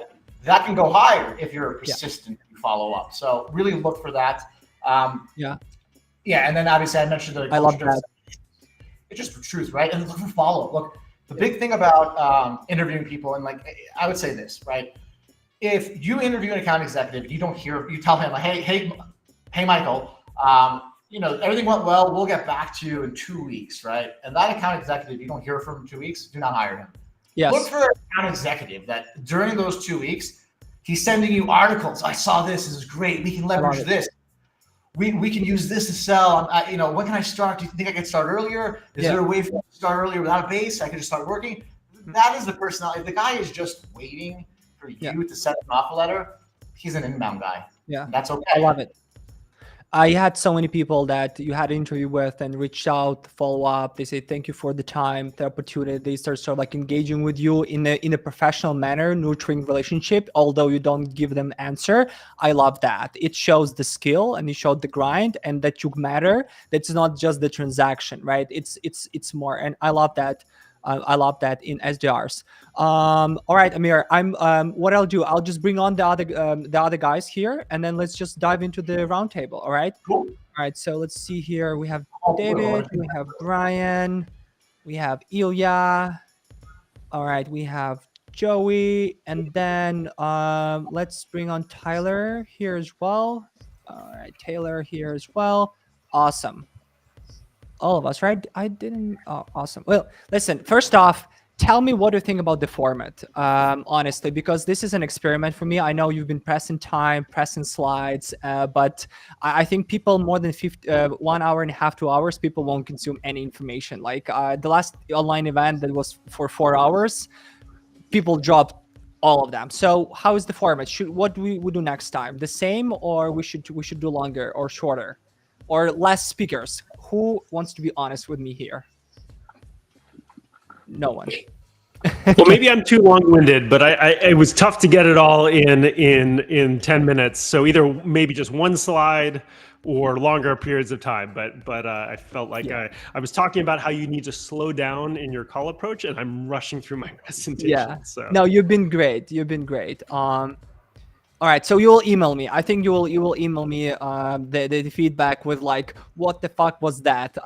But yeah, I think like a lot of guys who would be looking for the recording, who registered and who just randomly would love to have all this packed information and to actually utilize it and not just kind of listen to 7 guys talking. But I actually, for this round table, I wanted to bring on actually 2 questions on here and then hear what you guys think. So first, This one is super important for me personally because I have the feeling that the role of the outbound sellers or just the SDRs in generally are like transforming in a way because we have a lot of AI, we have a lot of technology in place, we have a lot of channels. So can you speak to this? How is the role of an outbound seller going to change in 2024 or in the next 5 to 10 years? Is it going to be to change or it's going to be the same? Who has any thoughts on this? The role of the outbound seller, is it gonna, yeah, go ahead and just I think it's going to change. I think everything's going to turn into customer success. interesting. What do you mean? Can you expand?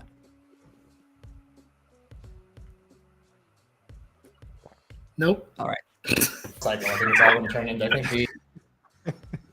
Sorry, we lost you there for a second, Amir. Can you expand on what you mean about the customer success?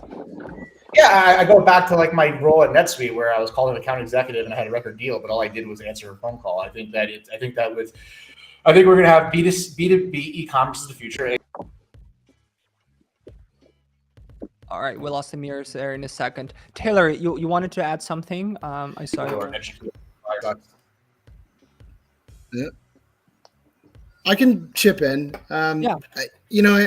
I've been building a lot of automated systems for a number of years, and for those that have also worked with a lot of different APIs, whether it was formerly Integromat, now Make, or in the early days of kind of Phantom Buster or Texel, there's so many tools that allow you to essentially do the entire job without needing human intervention. And I absolutely agree that you have a bit more of a customer success type of role, which is in essence everything is done automatically, and the only thing you have to do is not fuck up the exact moment when you go, all right, so can we sign something, like we're good, right?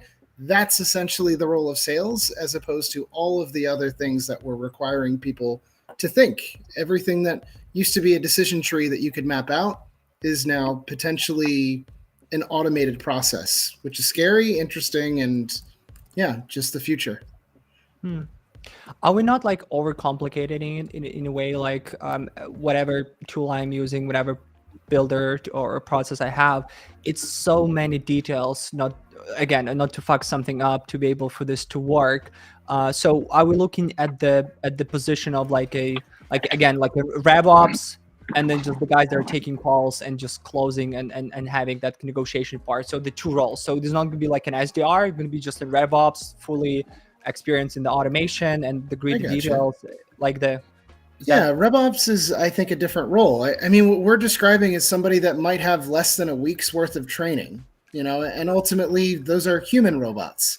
So how long before we're able to create enough decision trees that allow for somebody to go through a interaction with a salesperson, whether it's via email or whether it's even through a dialogue, and have no idea that they're actually speaking with an automated system? I mean, this is the Turing test. And many of us have probably already heard or seen YouTube videos of people being fooled by that. It's already here. So we're just getting closer to closed loop systems. How many years do you think? Months. We're talking like 6 months. I mean, I've seen a couple of systems that work pretty well already. So it's just not necessarily something that's fully integrated. You have to daisy chain a few things together. Mm-hmm. Everyone agrees with Taylor here, or has an opposite view? Oh, Ilya has something to say. Go ahead, Ilya. I guess with the rising of all the automations and more tools, and now salespeople can do something that only developers could do this like 5 years ago, like scraping, extra automation, and so on and so forth. But in reality, it just feels like for me that like the best sellers will go in the opposite direction and will go less automation. And the reason why is that, the personal branding is a new company branding, and in B2B, the trust is really, really important. If people trust you personally, like they trust specifically you, they will trust the company and they'll start talking to you, and they will just do the proactive action. And how to build this trust? It's actually by building the personal brand. It just feels like more and more salespeople, those people who are actually interacting with potential clients, will need to build the branding and the actual social media presence by showing the expertise and the ability to help them. And when people understand that, okay, I know this person, I do believe that this person can help me because this person is an expert, I would go to this person and then I will work with this such a company. It feels like now it's a micro trend, but it's going. Yeah. Joey, Chili Piper has a lot of employees or generally teammates who have a very strong thought leadership brands and trust personalities and just presence out there to be able. And then you have a followership. Even when we invited you for the event, a lot of people say, "Oh, I want to hear Joey speaking," etc., etc. So, do you agree with Taylor or with Ilya, or generally like the role of the personal brand and into actually helping into generate leads, generate sales, and build the pipelines? Yeah, I think my initial reaction to the question was probably more aligned with Ilya. I think there's really good points though, both. I think the more automated the entire process gets, I think actually like the more important the small part of it that is human becomes. I think as buyers, and I mean we've seen this in the last few years, continue to see like buyers get more and more educated about, competitive differentiators between products, free trials, giving them hands-on experience with figuring out what product works the best.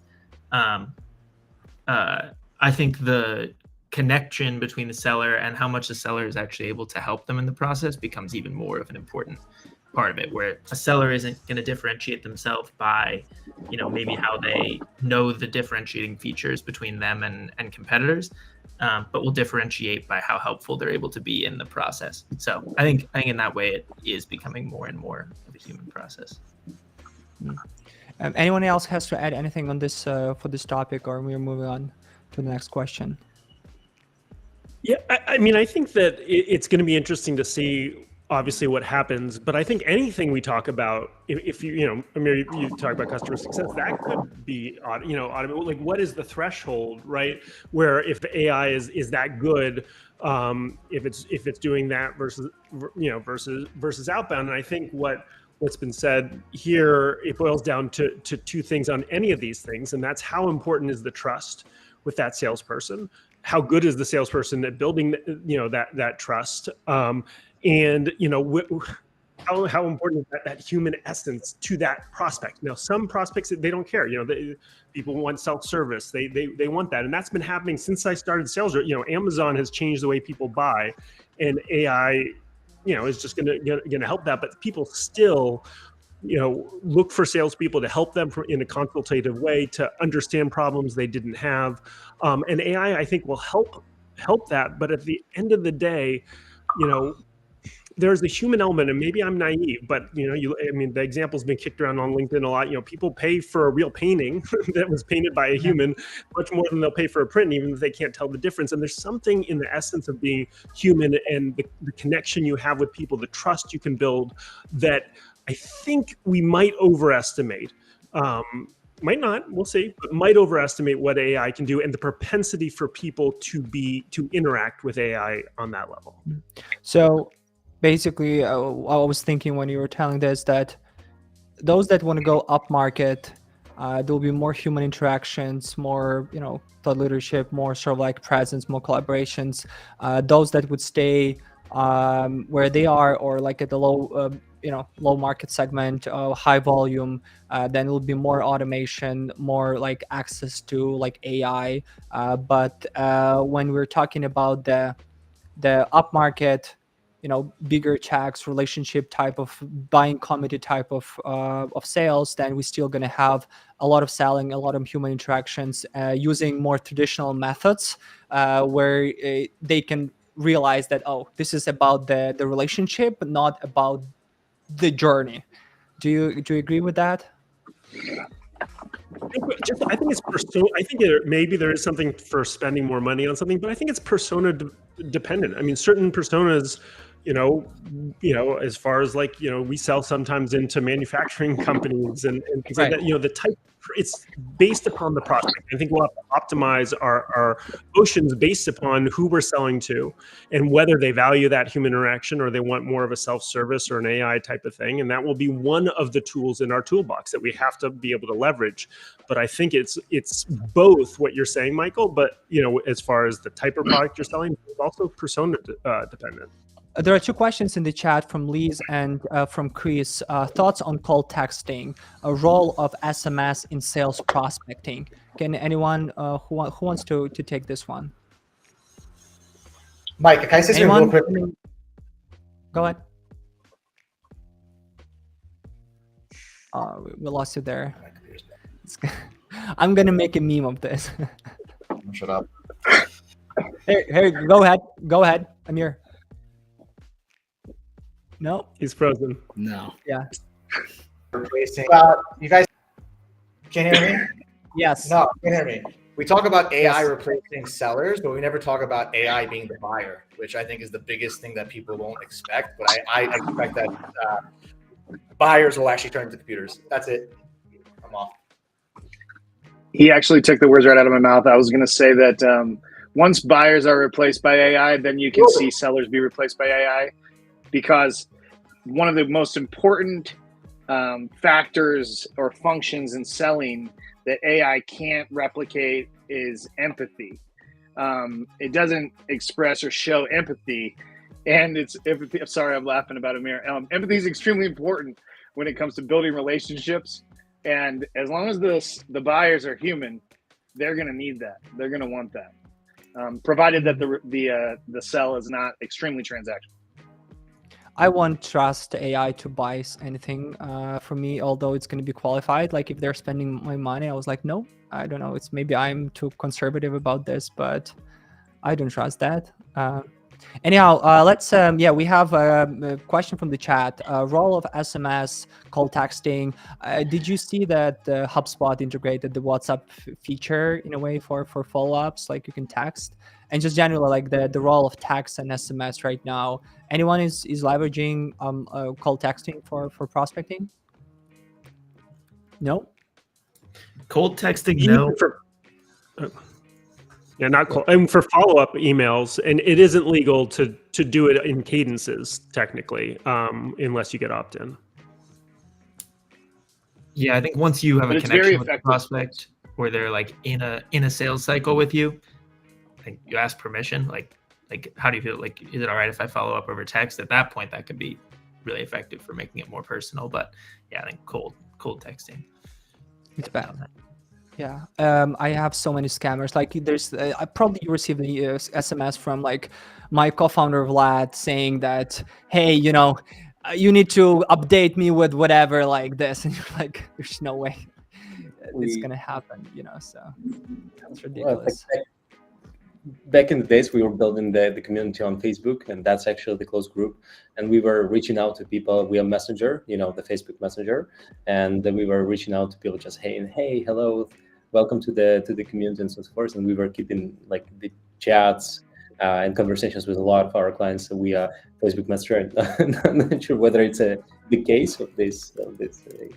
The sort of like the next question I have, and I think we're gonna just finish with it because we're already almost out of time, is about like budgets. And the reason I wanted to ask this question about the budget is the fact that I'm seeing increase in acquisition like a lot from the last year, like because the conversions dropped down, the number of tools, the number of license increase, and just generally like, you know, now you have challenges with like Google releasing this new spam policies. LinkedIn is also you know, not allowing to send a lot, and then like the cost of prospecting increases, etc. Like, how much do you think should be an increase in terms of the budget allocated, and what is the budget allocated for outbound on average in terms of the ratio for ACV or LTV, or just in the marketing budget that should be allocated to anything SDR related, and how much more is that comparing to the trend that we've seen in this year? Is it more, less, etc., etc.? Anyone wants to share some thoughts on this?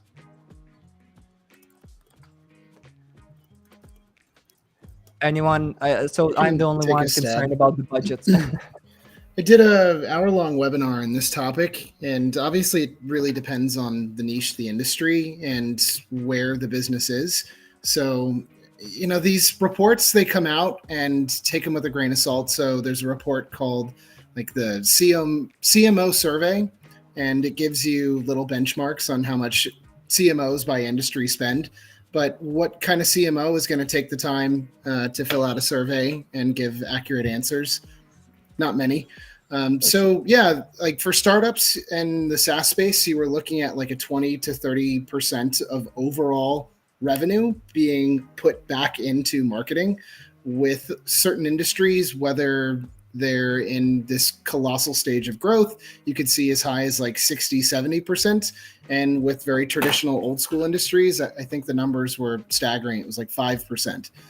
So it is really up to obviously which acquisition channels you're using, the size of the company, and so many other things. So it's quite difficult, and I think that's why there was silence to be able to place a number, because every industry, every company, and every acquisition channel can be quite different. Okay. I think right now we probably are spending the ratio between like 80-20, 80% inbound, 20% outbound, like leads, like mailboxes, outreach, etc. But then sort of like we are generating a lot from the outbound comparing to the inbound because of the cost of content is expensive and so on and so forth. So like the people here on this call, like what's the ratio that you have right now that maybe you can share for your industry? Because we have a marketplace here, we have a SaaS company, three SaaS companies, and we have service companies here as well. Like, do you have like a ratio, like in terms of maybe the appointments you generate, like when you think channel wise, how many inbound, how many appointments from outbound you guys usually look at? Yeah, ours is about half and half. Half and half. Like Okay, this is interesting. Like with revenue your volumes, generated you have like, outbound. I know you guys have something like 500,000 unique visits for your blog or for your website, which is a lot, but you do 50-50 inbound, outbound. This is cool. Yeah, it's hard to keep up. Our marketing team obviously does a lot, as you mentioned. But yeah. But why do you do like 50-50 in terms of like appointments generated from outbound and inbound, right? And then the outbound are more like upmarket, like bigger companies. That's the case, or it's the same? Similar split. Our outbound team, we only focus on companies up to a certain size. So like massive companies are more likely to come inbound for that reason. Yeah. But as far as who we're targeting, the split's similar. Taylor, do you guys do any outbound? Yeah, we do. It's split between LinkedIn outbound using burner LinkedIn accounts and email outbound using a number of burner domains and burner email accounts. I still think for the time being, it's a lot more organic growth and some interesting kind of partnerships that we've had some success from. I mean, honestly, like, again, every industry is going to be different. And once you kind of hone in on one channel working really well, and it can be propped up almost without having to change anything, then you can start focusing on other channels. I've made the mistake in the past of trying to do too many channels at once and ultimately, not getting enough value out of it. So, we do both inbound and outbound. And I think you're constantly iterating on different ways to up the conversion rate optimization. Gotcha. All right. Before I let you go, one quick question, quick answer from each one of you. What is something that you're concerned of in terms of outbound for this year, or in terms of just acquisition for your business, for your industry that you're currently focusing on or trying to tackle, or something that you think that might happen for you? Like Amir, can you take the first one? The challenge, marketing challenge, you are looking to solve or think that might happen for your business in 2024 that you would address? I think my internet's not good enough to do this. Can you hear me? Here you go. Who like David? Can you go? Yeah, so I think there's a lot of buzz around having dual purpose AEs, so AEs that prospect for themselves instead of hiring SDRs or hiring agencies like us. And so that's something we talk to prospects about and is a legitimate thing for people to consider. I think that the pendulum will swing back as people realize that The AE role is tough and has very specific skill sets and things you need to coach on, from discovery to probing questions to follow up and things like that. Whereas, the SDR role has a whole nother set of very different things that you need to coach on and optimize and look at. And when you try to do both well, I think you do nothing well. But sometimes the market, because people have been trying to find ways to reduce cost of leads and reduce costs and increase close ratios, they do chase this. I think it will swing back, but those are one of the things that come up in a lot of our calls that we talk to our prospects about and walk through the pros and cons. Taylor, Joey, you have anything to add? Something that you are foreseeing as a challenge in your line that you're going to be battling this year? I think prospects' inboxes are just more and more full, and more and more, I think we see just kind of an eye roll response when you get a cold email or LinkedIn message, because people are getting so many. So I think just constantly the struggle to stand out within that is more and more difficult. Taylor, for you? I think I'm getting super deep into the hyper personalization, and that comes in the form of memes.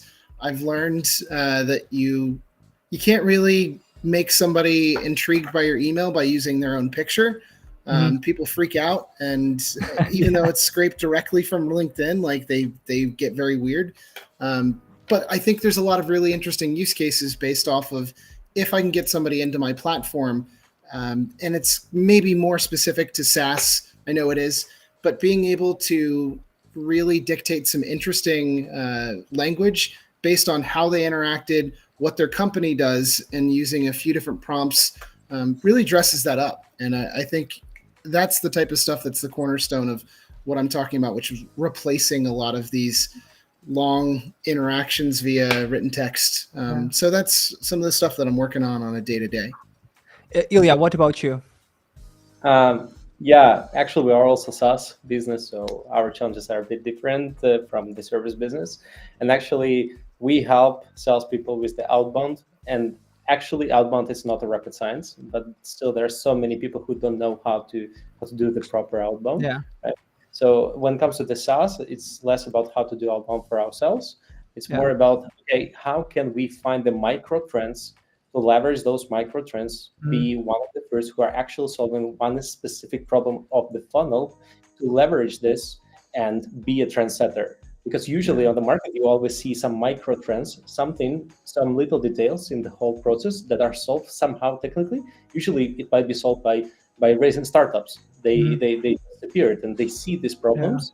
That's why it's for us, the main challenge is it's usually like this, it's to try to define those micro trends and try to leverage them and be a trendsetter in this specific, for a specific niche, for a specific audience. Gotcha. Guys, you know what my concern is, and just fear is the fact that most of the platforms, like the rules of the game are not as clear. So for example, like even on LinkedIn, the content game, the thought leadership, even like building the audience is not algorithm driven anymore in a way that it was.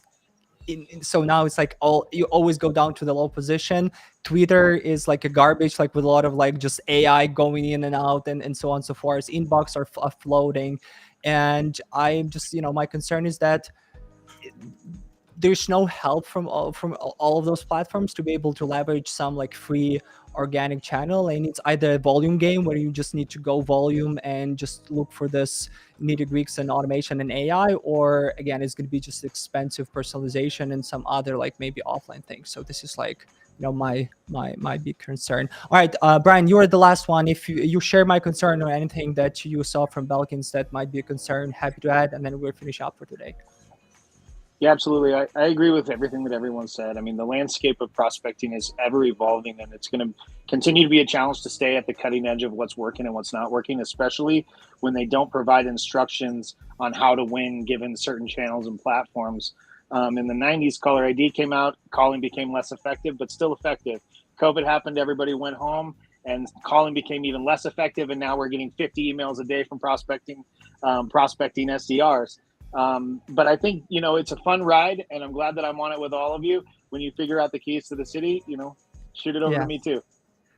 That's a great finish up, guys. Thank you so much for joining us. Thank you, the audience. Thank you, everyone who've been staying with us for this 2 hours. It's been packed out of content. Love it. Thank you for preparing all this information. I would definitely work on for the next year to have it more smoother for everyone. But I appreciate the time, appreciate the engagement and the effort and just the knowledge sharing. I love that. And I think as long as people like yourself are working towards the common goal of building value for customers, building value for their companies, for their colleagues, and doing the knowledge sharing openly without getting paid for this, then we have a bright future. So thank you, everyone. And I appreciate everyone who been as the part of the Future of Outbound 2024. And I hope to see everyone in 2025. All right. Thanks a lot. Thank Thank you, you so Michael. much. Everyone. Take care. Appreciate it. Bye-bye. Thank you so much, guys.